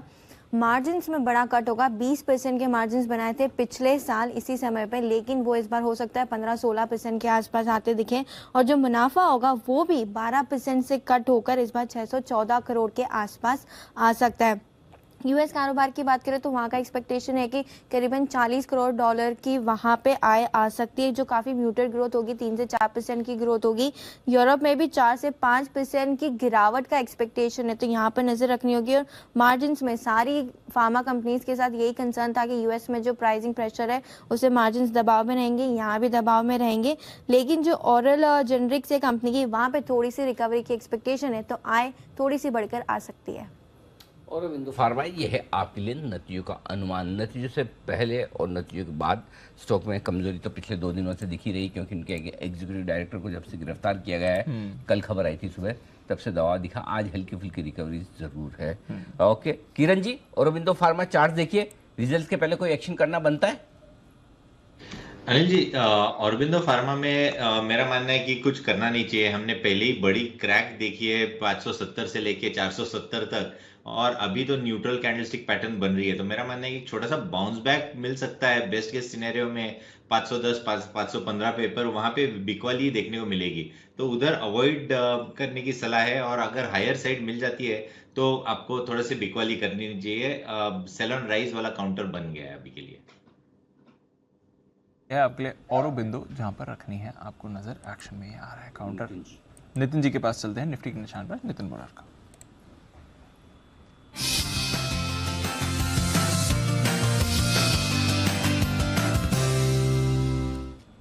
बताएं सर। सर यहाँ पे ट्रेड होगा आईसीआईसी बैंक के 920 की कॉल ऑप्शन जो 13.5 रुपए में मिल रही है। आईसीआईसी बैंक 920 की कॉल ऑप्शन जो 13.5 में लेनी है, जिसके टारगेट 22 रुपए तक के होंगे और स्टॉप लॉस 9 रुपए का होगा। अब आज हम देख रहे हैं कि बैंकिंग में जो लीडरशिप आई है वो एचडीएफसी बैंक से आई है, वहां पे 10% का ओपन इंटरेस्ट एडिशन है और बहुत अच्छी स्ट्रॉन्ग रैली आई है। वेयर एज हम ये देख रहे हैं कि आईसीआईसी बैंक और कोटक बैंक, इन दोनों में पोजीशन बिल्डअप हो रही है, बट ये दोनों स्टॉक चले नहीं है, बिल्कुल फ्लैट हैं। 6% दोनों में ओपन इंटरेस्ट एडिशन है। तो मुझे ऐसा लग रहा है कि नेक्स्ट वीक जो रैली या लीडरशिप मिलेगी वो एक तो रिलायंस इंडस्ट्रीज जिसकी कॉल मैंने दी, दूसरा आईसीआईसी बैंक जिसकी कॉल हमें लेनी चाहिए 620 की, जिसका टारगेट करीब करीब 22-23 रुपए हो सकता है। यह है आपके लिए आईसीआईसीआई बैंक, जिस पर आपको रखनी है नजर। बैंकिंग काउंटर से दूर नहीं रह सकते। आईसीआईसीआई बैंक थोड़ा आपको सुस्त जरूर दिख रहा है, बट अदरवाइज एक्शन आपको इसमें अच्छा दिखेगा।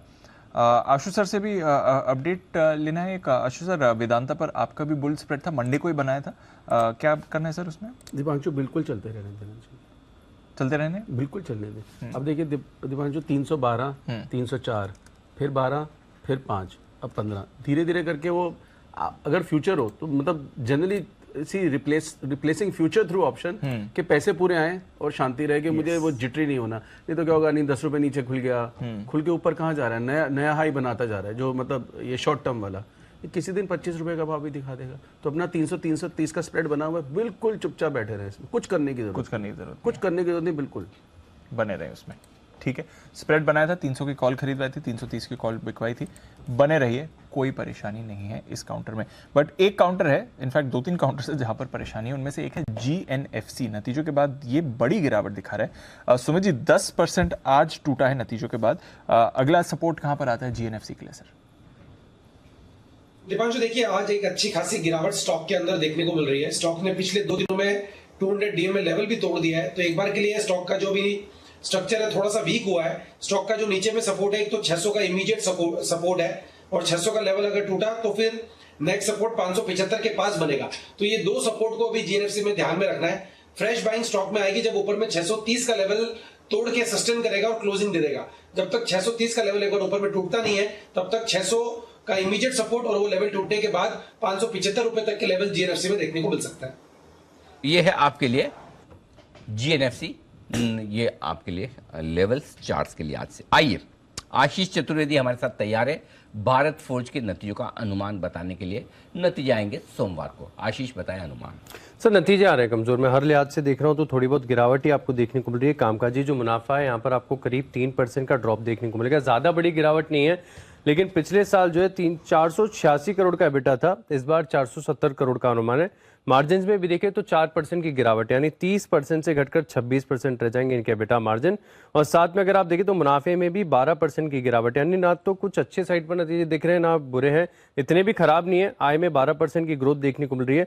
रॉ मटेरियल का जो कॉस्ट है, कॉस्ट इन्फ्लेशन है, इसका एक असर देखने को मिल रहा है। बाकी देखना होगा कि ऑर्डर बुक कैसी है, डिफेंस के लिए क्या पाइपलाइन है। बाकी नतीजे अगर आप देखें तो नंबर्स के हिसाब से कमजोर है।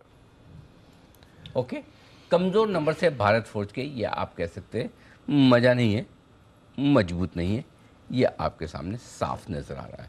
आइए कुछ और स्टॉक्स जहां पर एक्शन भरपूर होता हुआ दिख रहा है, जरा एक बार हमारे एक्सपर्ट से उस पर भी राय ली जाए। क्या कुछ करना चाहिए। छोटा स्टॉक है सुमित जी, आपका पसंद नहीं? अच्छा छोड़ो, जान दो, सर्किट लगाओ। मुझे लगा 5% बढ़ा हुआ है सांगी इंडस्ट्रीज, वो 5% वाले है। 5% वाले में पूछ के भी क्या हो रहा है। नोसिल सुमित जी 230 वाला स्टॉक 5%, ये मजबूत है आज के सेशन में, जरा इसके चार्ट पर राय दीजिए। अनिल जी, पुलबैक के संकेत मिल रहे हैं। स्टॉक का स्ट्रक्चर तो कुछ खास बढ़िया नहीं है, लेकिन पुलबैक के संकेत मिल रहे हैं, जिसके अंदर नोसिल में ऊपर में 240 रुपए से लेके 200 DMA लेवल 250 वहां तक का मूव देखने को मिल सकता है। जिन्होंने पोजीशंस आज बनाई है या कल बनाई है वो होल्ड करें। 220 रुपए के आसपास इसका अभी इमीडिएट सपोर्ट है, तो 220 के नीचे का ट्रेलिंग स्टॉप लॉस लगा के पोजीशंस होल्ड करें।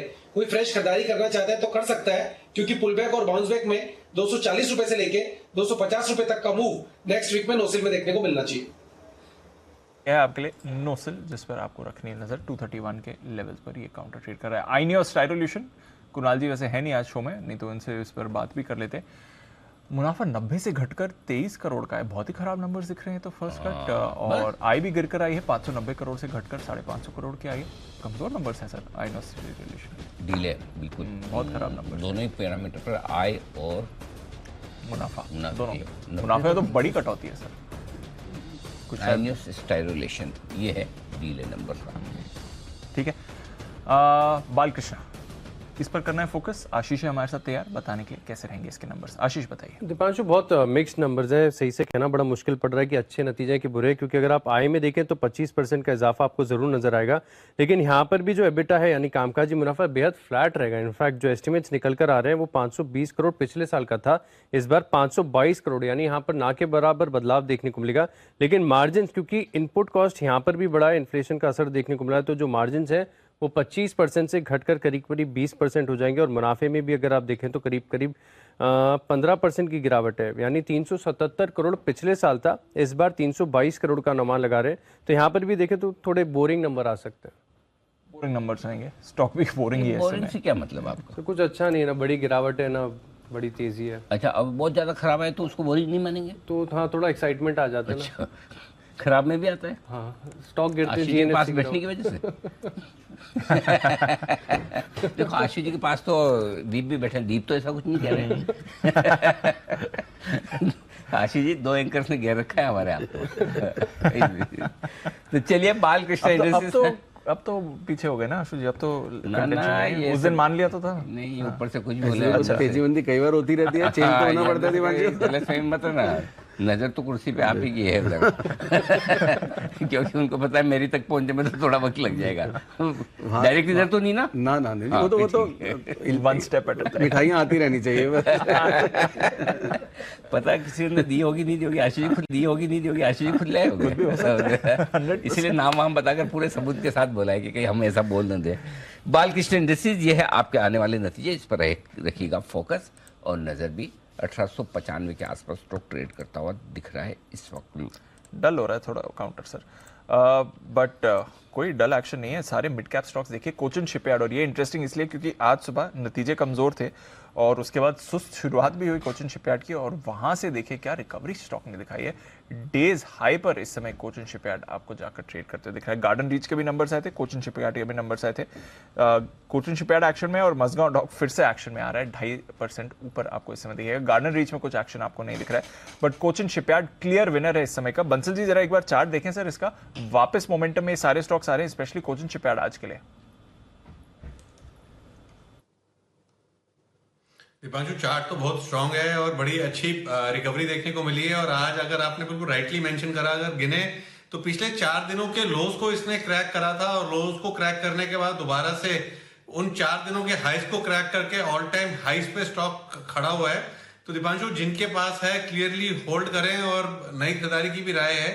अगर करेक्शन में स्टॉक 610 611 के अराउंड मिल जाए तो वो अच्छे स्तर है। तो जिनके पास है hold tight, seat tight. Tight ये है आपके लिए राय कोचिन शिपयार्ड के लिए।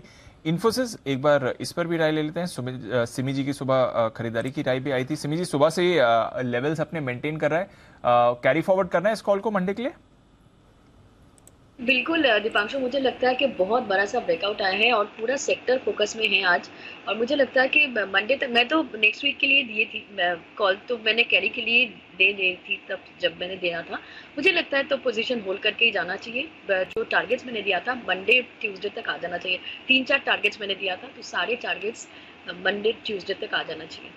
तो बड़ा ब्रेकआउट है, कैरी फॉरवर्ड करिए, कोई परेशानी नहीं है। मंडे ट्यूसडे तक सारे टारगेट्स इसमें आने चाहिए। बट मन्नापुरम, इस पर कैसा एक्शन रहेगा? मुथूट के नतीजे तो कुछ ज्यादा खास थे नहीं, बाजार थोड़ा डिसअपॉइंट भी हुआ, बट मन्नापुरम की परफॉर्मेंस कैसी रहेगी? आइए वरुण के साथ जानते हैं। वरुण, 3% ऊपर भी काउंटर इस समय डेज हाई पर है, कैसे रहेंगे इनके नतीजे? ये भी खास नहीं रहने वाले दीप, इनफैक्ट कमजोरी रहेंगे।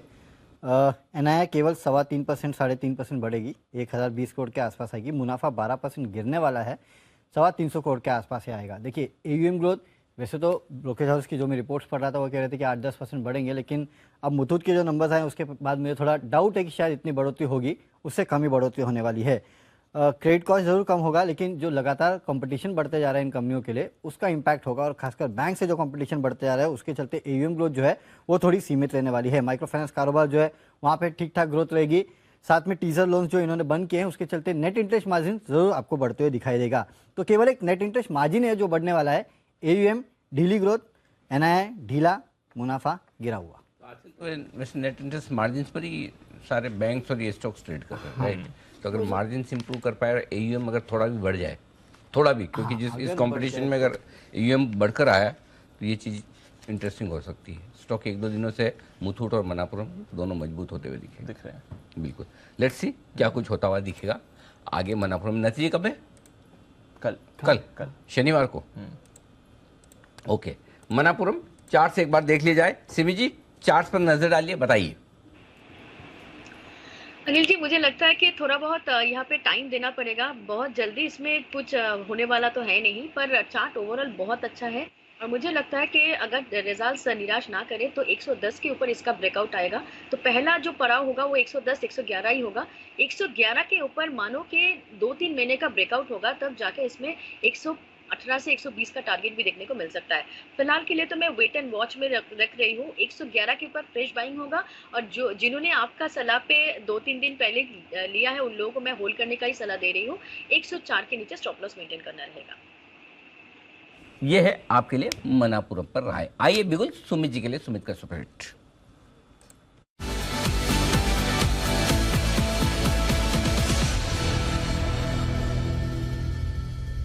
सुमित जी फरमाएं सर। बाय का स्टॉक रडार पे आया जी, 34 रुपए 60 पैसा, 34 रुपए 75 पैसा अभी भाव चल रहा है।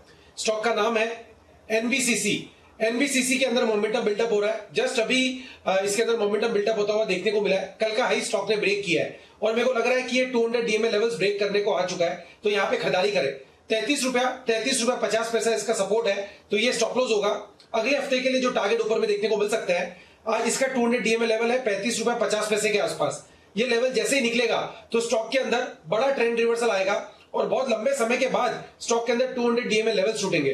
तो ऊपर में जो टारगेट बनेंगे 37.5 रुपए से लेके 40 रुपए तक के लेवल एनबीसीसी में आने वाले कुछ दिनों के अंदर देखने को मिल सकते हैं। 33 रुपया 50 पैसे का स्टॉप लॉस लगा के खरीदारी करें। 37.5 का इसका पहला टारगेट बनेगा। 37.5 का लेवल निकलने के बाद 40 रुपए तक के लेवल आने वाले दिनों में एनबीसीसी में देखने को मिल सकते हैं। खरीदारी करें एनबीसीसी। Okay perfect. तो एनबीसीसी ये है वो स्टॉक जहां पर खरीदारी करने की राय। देखिए अब धीमे धीमे कैश मार्केट के सारे स्टॉक्स फिर से रडार पर आते दिख रहे हैं। 37 रुपये 50 पैसे और 40 रुपये, दो टारगेट के लिए करनी है खरीदारी। ONGC ये है एक और रिजल्ट जो आने की तैयारी में। और किरण जी को चार्ट्स देखने हैं इसके। किरण जी याद है कौन? बहुत ही तगड़ा वाला। यस बड़ा ब्रेक। किरण जी भूल गए कि याद है? नहीं याद है ना अनिल जी। हाँ मेरे को याद है, तो आपको तो नहीं है। बिल्कुल। तो आइए पहले अनुमान आपको बता दूं। वरुण तैयार है, उसके बाद मैं आता हूं आपके पास चार्ट्स के लिए। वरुण बताइए। ओके तो अनिल जी कमजोर नतीजे रहने वाले ONGC के। ओके ओवरऑल अगर आप देखेंगे तो रेवेन्यूज में 15% की गिरावट, एबिटा 31% गिरेगा, मार्जिन 61.3% से गिर के 49.4%, मुनाफे में 38% के आसपास की गिरावट है, 15,200 करोड़ से गिर के 9,380 करोड़ के आसपास ही आ सकता है। देखिए ओवरऑल अगर आप देखेंगे तो तिमाही दर तिमाही गैस की बिक्री तो फिर भी बढ़ी है, लेकिन तेल की बिक्री जो है उसमें गिरावट का अनुमान लगाया जा रहा है। जो वैल्यू एडेड प्रोडक्ट्स है उसकी बिक्री में गिरावट का अनुमान है और ओवरऑल रियलाइजेशंस जो है उसमें भी गिरावट का अनुमान लगाया जा रहा है। सिर्फ यही नहीं, जो विंडफॉल गेन टैक्स इन कंपनियों पर लगाया गया था उसके चलते जो प्रॉफिट कंपनियों को हो रहा था वो इस बार नहीं होगा। आपने बाकी ऑयल एंड गैस कंपनियों के नतीजों में भी ये देखा और वही इम्पैक्ट जो है आपको ONGC के नतीजों में भी देखने मिलेगा। इसके लिए नतीजे जो है वो कमज़ोर रहने वाले हैं। रिजल्ट रहेंगे कमजोर, लेकिन चार्ट पर स्टॉक है मजबूत 140 के आसपास ट्रेड करता हुआ। किरण जी बताएं। करने की सलाह है। 139 कैश में आपका स्टॉप लॉस होगा। मेरा मानना है कि 140 के जो कॉल राइटर्स है अभी भी उनमें शॉर्ट पोजीशंस है और उसके ऊपर हम ट्रेड करते नजर आ रहे हैं। मेरा मानना है कि इधर से 145 और जो मैंने टारगेट्स दिए थे ONGC के 145 और 150 के आसपास के टारगेट्स वो हासिल होते नजर आ जाने चाहिए। अगर ये स्टॉप लॉस ट्रिगर होता है आर्ली क्लोजिंग बेसिस पे तो पोजीशन से बाहर निकलने की सलाह होगी। तो ये है आपके लिए ONGC। कुछ ज़्यादा खास मूवमेंट इस पर नहीं दिख रहा है। देखते हैं नतीजों के बाद क्या एक नई जान आती है या नहीं काउंटर में। स्टॉक भी थोड़ा सुस्ती आपको दिख रहा है। बाद में डेज हाई पर है निफ्टी। आएगा डे हाई पे तो बंद हो रहा है। बात तो हुई है धीरे धीरे और ऊपर जा रहा है। हाँ, अभी तो 3:05 ही हुआ है। अभी तो थोड़ा अभी तो और बढ़ेगा। इसलिए मैंने बोला एक बार अपडेट की रिट्रेसमेंट नहीं हुआ। हर बार SGX ऊपर होता था और मतलब 250 ऊपर होता था, 200 खुलता 100 था, फिर एक बार बराबर हो जाता था। वो आदत खराब होगी कि हर बार ऐसे होगा, हर बार ऐसे होगा। वो भी एक मतलब साइकोलॉजी थी कि एक दिन ऐसा पकड़ेंगे कि वो आने ही नहीं देगा। और ये शाम को जो आज वाला जो इंट्राडे वाला है ना उसकी शॉर्ट कवरिंग में और ये भाग सकता है। अभी ये डेटा दिखाई रहे, बिल्कुल दिखा रहे हैं मजबूत। और ये भी तब हुआ है जब कि डीप 200 वाला डाउ फ्यूचर्स 150 तो भी हम बढ़ रहे हैं। सोचो और ऊपर जा रहे हैं हम तो। हाँ, तो मतलब डाउ फ्यूचर्स सपोर्ट नहीं कर रहा, हम अपनी ताकत पर बढ़ रहे हैं। ये साफ नजर आ रहा है। सुमित वगैरह जी तैयार है कैश का ऑप्शन।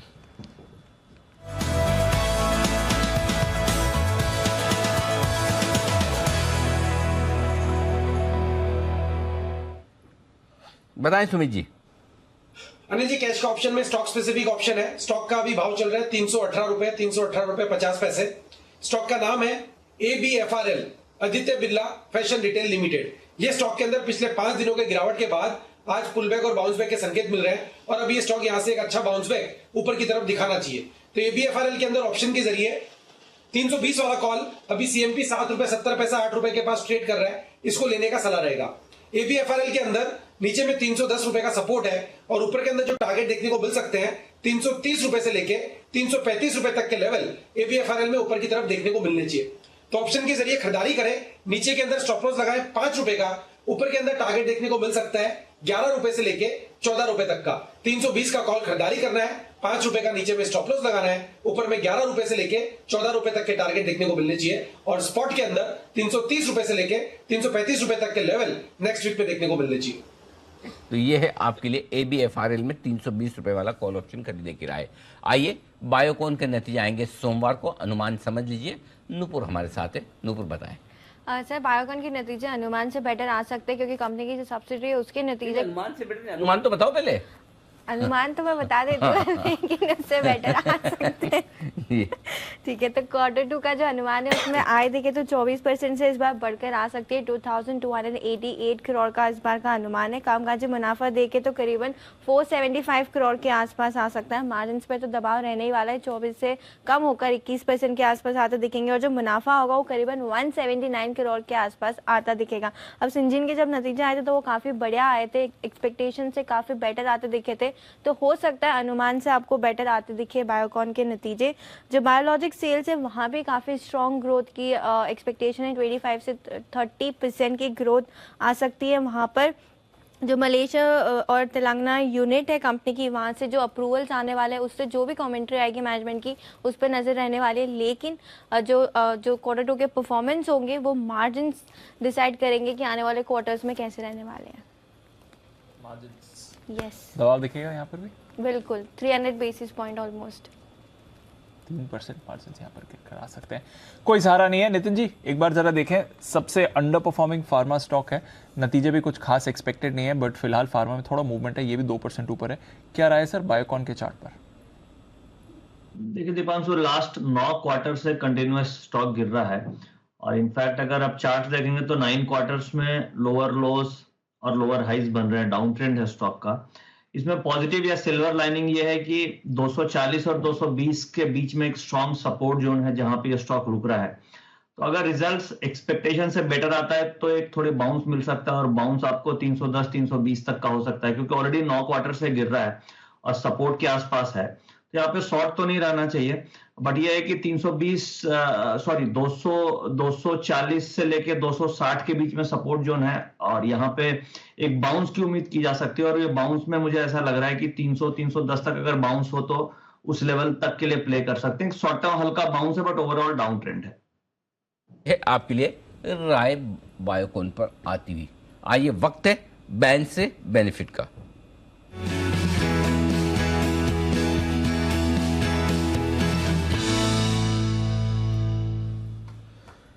एक है ना बैन में, सिर्फ एक ही स्टॉक है, लेकिन सर अब 2 हो जाएंगे।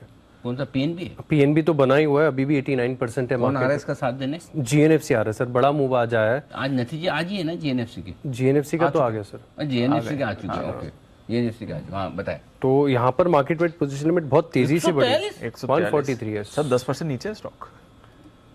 कल तक 78 थी, आज से 143। काफी शॉर्ट बने, दबा क्या कुछ सुनने में तो नहीं आया कोई खास।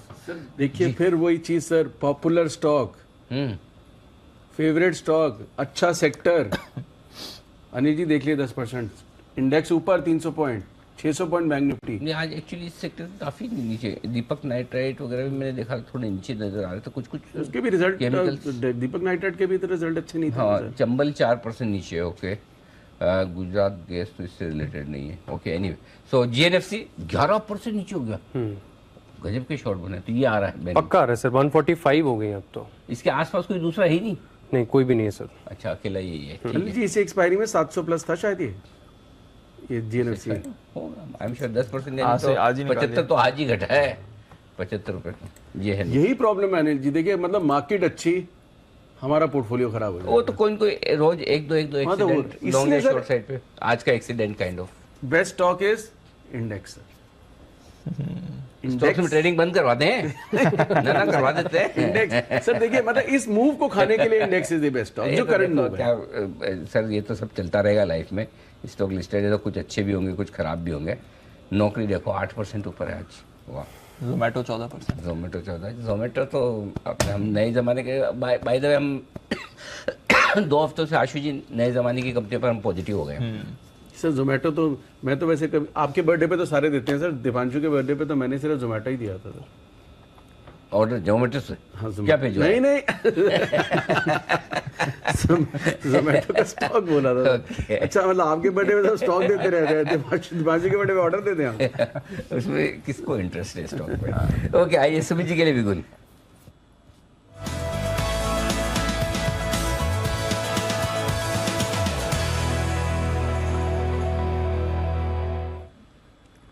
सुमित जी बताइए।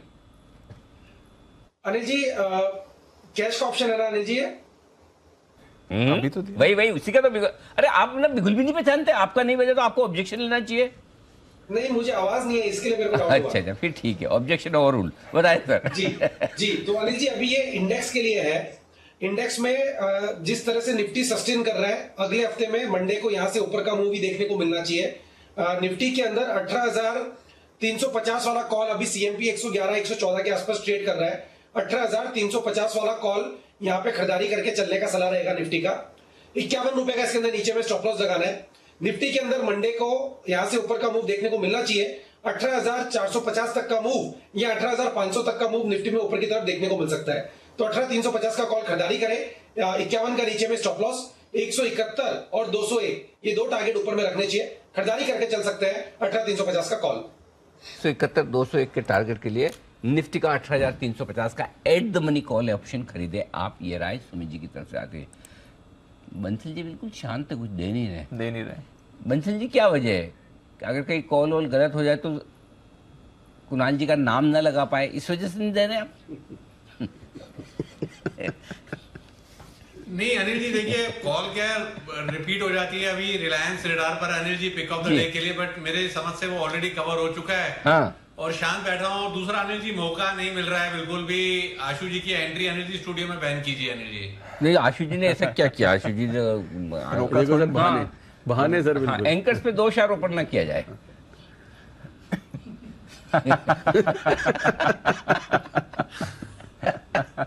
अनिल जी, हम बैकडोर एंकर हैं वो। हाँ, वो तो बात सही है आपकी।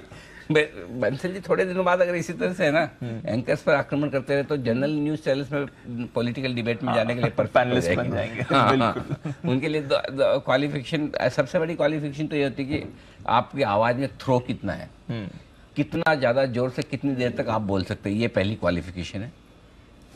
दूसरी क्वालिफिकेशन आप एंकर पे कितना तगड़ा अटैक कर सकते हैं, बाइस्ड होने का। तीसरी क्वालिफिकेशन है आप कितना बेशर्म हो सकते हैं। क्योंकि आपको पूछा कुछ भी जाए, आपको बोलना भी जो आपको बोलना है। अगर ये तीन चीजों में आप पारंगत है तो सर आप क्या कह रहे हैं? बंसल जी कल से ही जा सकते हैं, मतलब इज रेडी।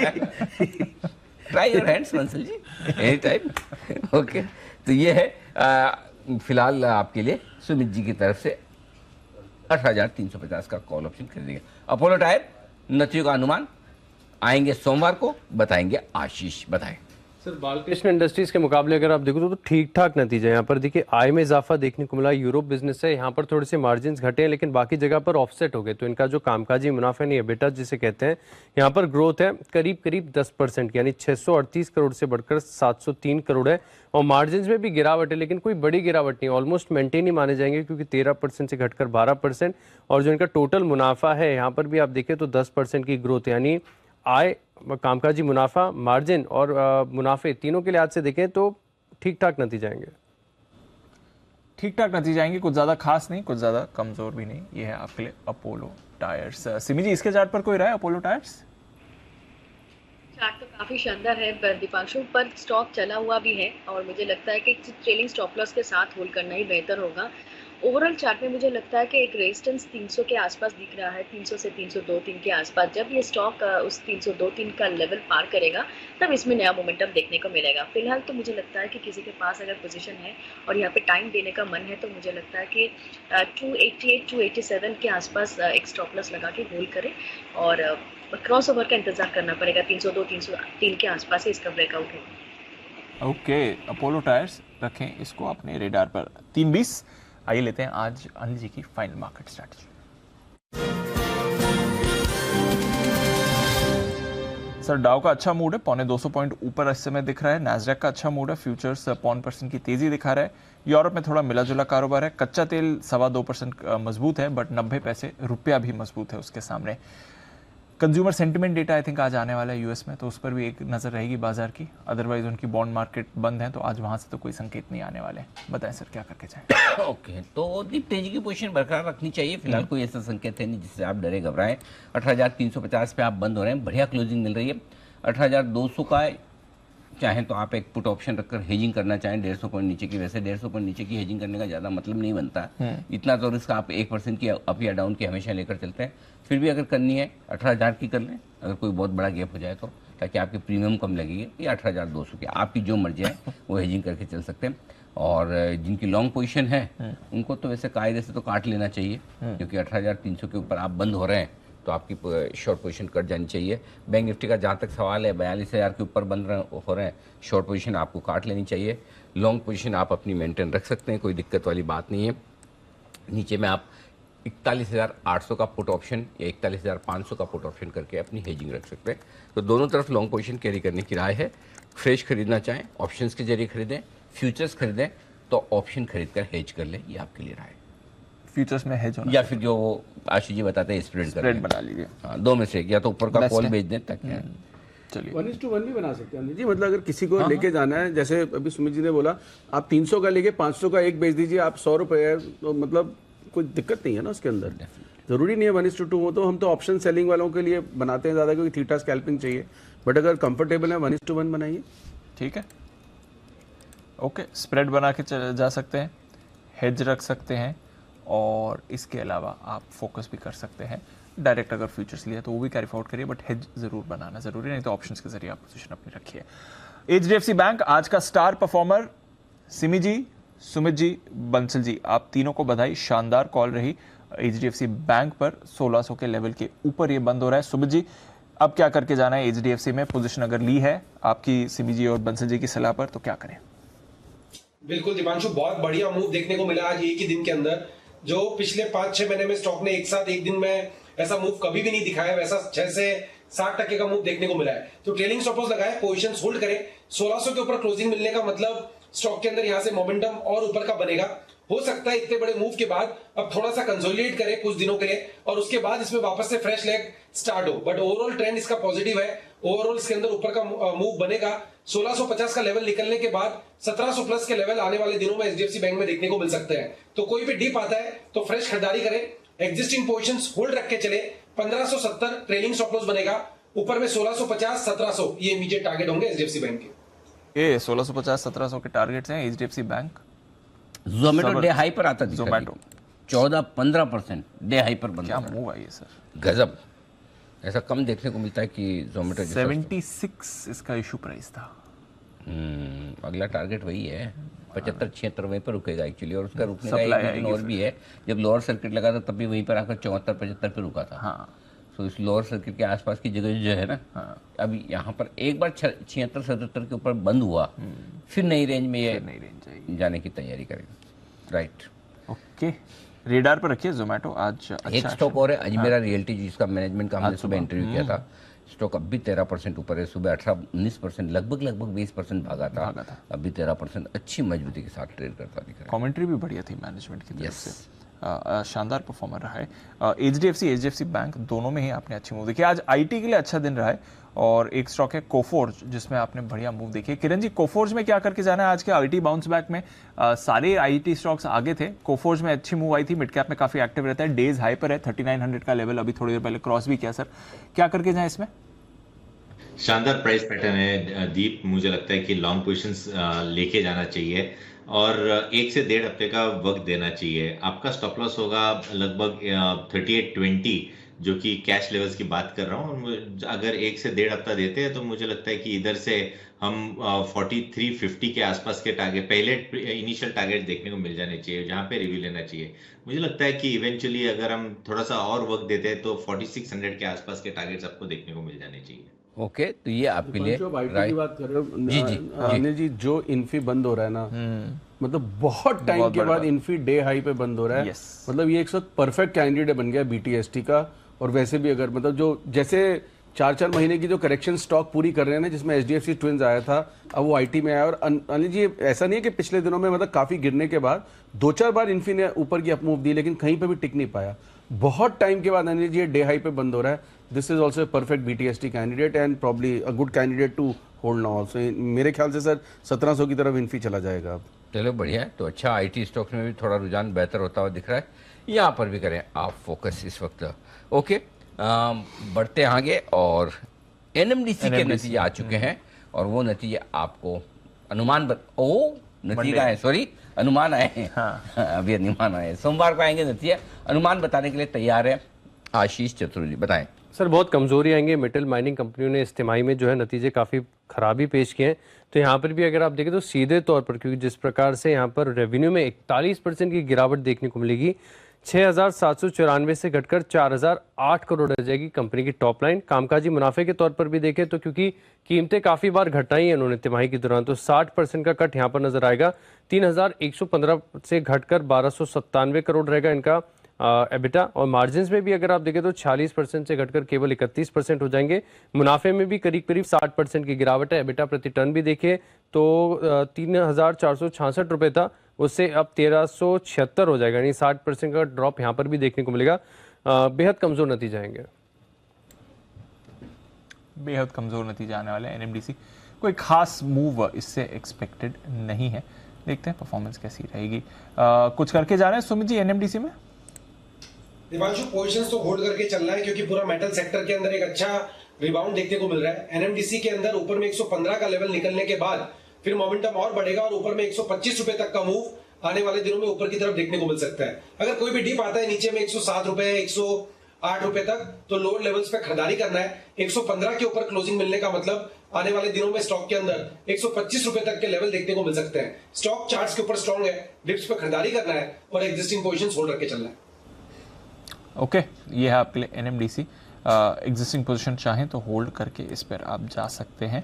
ये काउंटर है, डेज हाई के करीब ही आप क्लोजिंग के लिए तैयार हैं, जैसा अभी थोड़ी देर पहले बात भी हो रही थी, कोई परेशानी नहीं है। RVNL ने भी अच्छे परफॉर्मेंस दी है, नतीजे भी इसके आए थे, उसके बाद स्टॉक भी थोड़ा मोमेंटम में रहा और डेज हाई पर ये भी बंद होने के लिए तैयार है। एक बार सिमी जी से RVNL पर क्विक व्यू ले लिया जाए। सिमी जी, RVNL जरा देखें, रेलवे स्टॉक्स में काफी एक्टिव रहा है रिसेंटली। मुझे तो लगता है दीपांशु अभी भी होल्ड करके रखना चाहिए। मुझे नहीं लगता कि इसमें कोई बहुत बड़ा करेक्शन देखने को मिलना चाहिए। नेक्स्ट वीक के लिए मैं तो कैरी फॉरवर्ड करने का ही सजेशन दे रही हूँ। मुझे लगता है कि आने वाले 1-2 हफ्ते में 57 से 60 का रेंज भी देखने को मिल सकता है। होल्ड कीजिएगा, स्टॉप लॉसेस मेंटेन करना पड़ेगा, ट्रेलिंग स्टॉप लॉसेस। यह है आपके लिए RVNL। बाय द वे, आज रेलवे स्टॉक्स बाकी भी एक्शन में रहे और IRCTC इस पर रखिएगा नजर, क्योंकि मंडे को आएंगे इसके नतीजे, तो काफी एक्टिवली ये काउंटर भी ट्रैक होता है बाजार के नजरिए से। आइए फिर क्लोजिंग की तरफ बढ़ते हैं और शानदार दिन रहा, ऐतिहासिक दिन रहा। पहली बार 42,000 के ऊपर बैंक निफ्टी गया, नया हाई बनाया और पहली बार आप 42,000 के ऊपर की क्लोजिंग देख रहे हैं। इनफैक्ट इन लेवल्स पर अगर आपको निफ्टी क्लोज होते हुए दिखता है तो मेरे हिसाब से थर्ड बेस्ट क्लोजिंग भी निफ्टी की आप होने वाले क्लोजिंग लेवल्स पर आती हुई दिख सकती है। 18,477, 18,415 और अब 18,350 के आसपास थर्ड बेस्ट क्लोजिंग आने वाली। नॉट बैड डी, है ना, अच्छी मानी जाएगी अगर ये 340 के ऊपर निफ्टी क्लोज होता है, जो लग रहा है इस समय। नहीं, होगा 350 के ऊपर, 350 के डे हाई पर होगा। ये भी 42,100 के आसपास के ऊपर ही बंद होगा, तो क्लोजिंग में अच्छा ही बंद होना चाहिए, कोई दिक्कत वाली बात नहीं। स्टार्स तो आपके HDFC ट्विंस थे, 6% की मूव दोनों काउंटर्स में आपको आती हुई दिखी। इन्फोसिस, टेक महिंद्रा, हिंडाल्को, TCS, HCL टेक, विप्रो सुबह से ही एक्टिव थे। ये सारे काउंटर सुबह से एक्टिव हैं। मेटल्स और ऑटोज और बैंक्स और IT, ये 4 पिलर्स हैं जो आज बाजार को ऊपर ले जाते हैं। देखें, बहुत ही बढ़िया ब्रेथ है बाजार की। ऑफ कोर्स ऑटोज की बात करें, सारे ऑटोज एक्शन में नहीं थे। आइशर और हीरो जरूर फिसले हैं आज। आइशर नतीजों के बाद स्पेशली 5% नीचे था। थोड़ा M&M में भी सुस्ती आपको दिख रही थी। कोटक बैंक और SBI, ICICI बैंक, यहाँ से भी पार्टिसिपेशन नहीं आया, बट HDFC और HDFC बैंक, यहाँ से जबरदस्त तेजी आज बाजार को मिली और अच्छा सहारा इन दोनों काउंटर्स ने दिया है। इन्फो एज सुबह से ही एक्टिव, 7.5% ऊपर। Firstsource, Coforge, Mphasis, Mindtree, Persistent, L&T Infotech, L&T Tech, Intellect, Design, कोई भी IT स्टॉक, कोई भी IT स्टॉक। और ये कोई भी IT स्टॉक में दी, कुछ IT स्टॉक ऐसी जगह पर जाकर बंद हो रहे हैं जो अगले हफ्ते और तेजी की बात करने के लिए तैयार है। अच्छा, तो इम्पोर्टेंट लेवल। हाँ, जो सुबह भी, आज सुबह 7 बजे भी फोन पर हमने बात की, हमने कहा IT स्टॉक आज लीडरशिप लेंगे। और ये लीडरशिप सिर्फ आज और एक दिन की नहीं है। ये IT स्टॉक जो भी आप बात करें 5 से 10% की जगह इनमें हो रहे हैं। अच्छी मूव आ रही है, अच्छा पोजीशन ट्रेड बन रहा है। 5 से 10%। लंबे समय बाद विप्रो 400 के ऊपर बंद हो रहा है। लंबे समय बाद एचसीएल टेक 1100 के आसपास बंद हो रहा है। लंबे समय बाद इन्फोसिस की हमने बात की जो इतनी मजबूती के साथ सब नए भाव सर, सब नए मतलब आप FSL जैसे स्टॉक को देखो जो कभी हिलता नहीं है, आज 109 110 पे जाकर बंद हो रहा है। तो ये सारे स्टॉक्स ये बता रहे हैं 5 से 10% की ताकत अभी और बची है। तो बैंक निफ्टी 42,000 आ जाने के बाद, रिलायंस 2600 2650 आने के बाद, ऑटो अगर ठंडा है, सेक्टोरल रोटेशन जो आपको चाहिए, जो ताकत चाहिए सेक्टर से, वो IT आपको मंडे ट्यूसडे तो दे देगा। बाद की बाद में देखेंगे, बाद में फिर किसी ऑटो को पकड़ेंगे, ऑटो हो गया तो फिर किसी FMCG को पकड़ेंगे, फिर वापस से बैंक को देखेंगे, वो आ जाएगी, चलता रहेगा। लेकिन IT दिखा रहा है। यस। एक चीज और बताइए सर, DCX एक तो आपने कहा लिस्टिंग गेन के लिए पैसे लगाई, जिसने लगाए सर 50% की गेन, और ट्रेल करते रहिए। आज हमने स्पेसिफिकली लिखा कि ट्रेल करते रहो, ऊपर लिस्ट होने के बाद भी बढ़ेगा। कम से कम 20 रुपए वहां से और बढ़ा है स्टॉक। 50% जरूर लगाएं, चाहे वो आप लिस्टिंग गेन के लिए हो, चाहे लॉन्ग टर्म के लिए हो। जिसे भी अलॉटमेंट मिला वो तो आज बहुत एंजॉय योर लाइफ। ओके, बिल्कुल सर। देखो अल्टीमेटली तो लाइफ ही एंजॉय करनी है, करेक्ट। सो आइए कमोडिटी बाजार में भी हम बात करेंगे आज ग्वार की। वाओ, बड़ी जुमात, आज दूसरा कोई आया है रडार पे। ग्वार पर सोशल मीडिया से लेकर मंडियों तक जबरदस्त चर्चाएं हो रही है, और चर्चाएं ये है कि नई सप्लाई शुरू होने के बावजूद उत्पादन के आंकड़ों पर जानकारों के बीच में सहमति नहीं बन पा रही है। डिमांड को लेकर जो अलग अलग आंकड़े आ रहे हैं, ऐसे में ग्वार का भाव आगे क्या होगा, क्या ग्वार किसानों को इस बार अच्छा दाम मिलेगा, इसी पर देखिए हमारा खास शो एक्शन में ग्वार ग्राउंड पड़ताल शाम 4:26 पर आपके लिए लेकर आएंगे मृत्युंजय। उसके बाद क्रिप्टो मार्केट में खलबली मची है। दुनिया का दूसरा बड़ा क्रिप्टो एक्सचेंज FTX दिवालिया होने के कगार पर है। FTX की बाइनेंस के साथ डील रद्द होने की खबर का क्या आई है, और ग्लोबल क्रिप्टो मार्केट में घमासान मचा है। एक हफ्ते में FTX टोकन 80% से ज़्यादा टूट चुका है। बिटकॉइन की बात करें तो हफ्ते भर में 15% लुढ़का है। वहीं इसी दौरान इथेरियम 20% का गोता भी लगा चुका है। शाम 6 बजे आपकी खबर आपका फायदा में करेंगे हम इसी पर चर्चा कि क्रिप्टो के धराशायी होने की असली वजह क्या है, जो निवेशक और ट्रेडर फंसे हैं उन्हें क्या करना चाहिए। हमारा साथ देंगे इस चर्चा में SC गर्ग साहब, पूर्व वित्त सचिव, अजय बग्गा साहब हैं चेयरमैन एलिमेंट्स प्लेटफॉर्म्स के, और राजगोपाल मेनन साहब हैं वाइस प्रेसिडेंट वजीरेक्स के। शाम को 5:56 पर क्रिप्टो कैश उड़ गया कैश, क्रिप्टो क्रैश उड़ गया कैश। और जब क्रिप्टो पर बातचीत हो और स्टूडियो में हमारे आशुमदान साहब हो तो वो ना बोले ऐसा हो नहीं सकता। हाँ, लिंक पर हो तो फिर भी हमारे पास थोड़ा ऑप्शन है। हेलो आशु जी, आपकी आवाज नहीं आ रही है, ये तो हम कैसे नहीं थे। आशु जी, विशेष टिप्पणी। Anil ji, global Ponzi scheme. Absolutely, आप हमेशा आपने ये भी कहा था कि क्यों अपने ट्रॉलर्स बढ़ा रहे हो आप, ये कह के। अरे सर पूछो मत, मतलब तब तो अनिल जी कोई टेंशन, कोई दिक्कत, कोई कंफ्यूजन ही नहीं थी। आपने किसी गर्लफ्रेंड को छेड़ दिया, इतना बुरा मान जाते हैं लोग वैसा। मतलब क्या कि सब बच्चे हैं ना, 20-25 साल वाले ज्यादा पैसा लगाने वाले। सर टेक्नोलॉजी समझाने आ जाते हैं, आपको पता ही नहीं है, ओल्ड स्कूल हो, नहीं है, मतलब अंकल हो। हाँ बिल्कुल, ऐसा बोला सर। नहीं, वो नए लड़के ना अंकल तो नहीं बोलते, नई चीजें बोलते हैं। अच्छा, आप ओल्ड स्कूल हो, आपको नहीं पता ब्लॉकचेन, ये वो सब मतलब बात तो ऐसे करते हैं जैसे ब्लॉकचेन टेक्नोलॉजी को समझ के अंडरलाइन बता दो इसकी क्या है। ना जो लोग बोलते हो बात ऐसे करते हैं ब्लॉकचेन टेक्नोलॉजी को समझ के फिर बिटकॉइन खरीदा है। सर कितने लोग लूट रहे हैं, कितने लोग लूट रहे हैं, मतलब पहले से ही है। Purely sir global Ponzi scheme है। सवाल ये नहीं कि हम किसी के अगेंस्ट में, सवाल ये कि पैसा टूट रहा है लोगों का, और मीठा पैसा जाता है पता नहीं चलता, और लोगों को लगता है हर बार वापस ऊपर आएगा। अब देखिए, अब जिसने 50,000 में ले लिया वो 18,000 17,000 पे क्या करेगा सर। बिल्कुल वैसा हाल है। तो जगह एक कुर्सी और लगाऊं आपके लिए शाम को स्पेशल शो में। मैंने तो एक लाइन बोल दी है सर, वो बोल दी। Absolutely okay. तो ये है आपके लिए विशेष शो क्रिप्टो पर। क्रिप्टो क्रैश उड़ गया कैश। हम में से कई लोग जिंदगी में एक बार तो करियर से ब्रेक लेने का सोचते हैं। हम में से कौन भाई? हमने तो नहीं, हम तो नहीं लेते, बट फिर भी काफी ऐसे लोग हैं जो सैबेटिकल लेने की सोचते हैं। अच्छा सुनाई देता है। हाँ, पता नहीं कौन लेते हैं। अपने तो काम करने में इतना मजा आता है जी। नहीं लेता आपने कभी सोचा है सर? नहीं, मैंने सर दो चीजें हैं। मैं आज दीपांशु से की बात कर रहा था। बहुत रेयर होता है, या मतलब चाहते हैं कि आप वो काम करो और जो एंजॉय करो। बिल्कुल, वो मिल जाए तब तो मतलब हाँ, वो सबके साथ है। तो हम जो काम कर रहे हैं ना अनिल जी, वो हम ना बहुत एंजॉय करते हैं, मजा आता है, और हमें वही काम मिला हुआ है तो हम बहुत एंजॉय कर रहे हैं। But at the same time in same spirit there lot of people sir, मतलब इन माय नोन सर्कल, जिन्होंने अर्ली 50s में वो लिया है and they are also enjoying life. Sir कोई बच्चों की छुट्टी नहीं देखनी, कोई अपनी नहीं देखनी, कोई वीकेंड नहीं देखना, जब चाहे गोवा, जब चाहे बाली, और जब चाहे वो। पैसे भी तो होने चाहिए। अब सर वो तो खैर मतलब पहली चीज है, दैट्स द बेसिक रिक्वायरमेंट। अच्छा, वो उन्हीं के लिए, पढ़ाई के लिए, कोई नया स्किल सीखने के लिए, कोई अपना पैशन फॉलो करने के लिए, परिवार की देखभाल के लिए, या फिर अपने काम से जुड़े तनाव से तंग आकर, ये ढेर सारी वजह जिसके लिए लोग नौकरी से ब्रेक लेना चाहते हैं। अगर आप भी ऐसा सोचते, कभी मेरे दिमाग में भी ऐसा कोई ख्याल आएगा, तो फिर मैं आपको एक चीज बता दूं, और वो ये है कि उसकी फाइनेंशियल प्लानिंग अभी से शुरू कर दीजिए, जिससे कि अगर आपके मन में आ जाए कि मुझे करियर से ब्रेक लेना, तो उस मन में ब्रेक ना लगे। तो ब्रेक से पहले निवेश की प्लानिंग होगी ऑप्टिमा मनी के एमडी पंकज मठवाल साहब के साथ। आइए, बाजार में चारों ओर बहार है, मंदी की आशंका, महंगाई की मार, अंतर्राष्ट्रीय उलझने, ये सब कुछ बाजार ने दरकिनार कर दिया। और अब सिर्फ बाजार ही नहीं, बल्कि सोने चांदी में भी जबरदस्त चमक है। कुल मिलाकर निवेशकों के लिए सुनहरा दौर चल रहा है। इसका होगा पूरा विश्लेषण। मुस्कुराइए कि आप बाजार में हैं। रात 8 बजे इंडिया 360 डिग्री में हमारी ये कवर स्टोरी। और अगर जनरल न्यूज चैनल पे आप डिबेट देखेंगे तो आपको पता क्या दिखेंगे।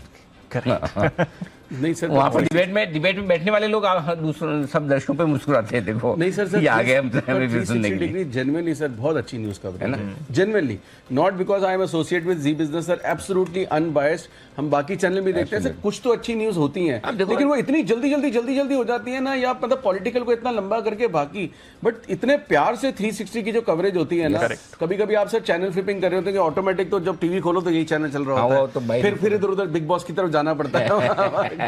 लेकिन अनिल मतलब जब चल रहा होता है तो मजा आता है। बिल्कुल जेन्युइनली। और हमारे सारे दर्शक जो दिन भर मार्केट देखते हैं, वो भरपूर प्यार देते हैं शाम को भी।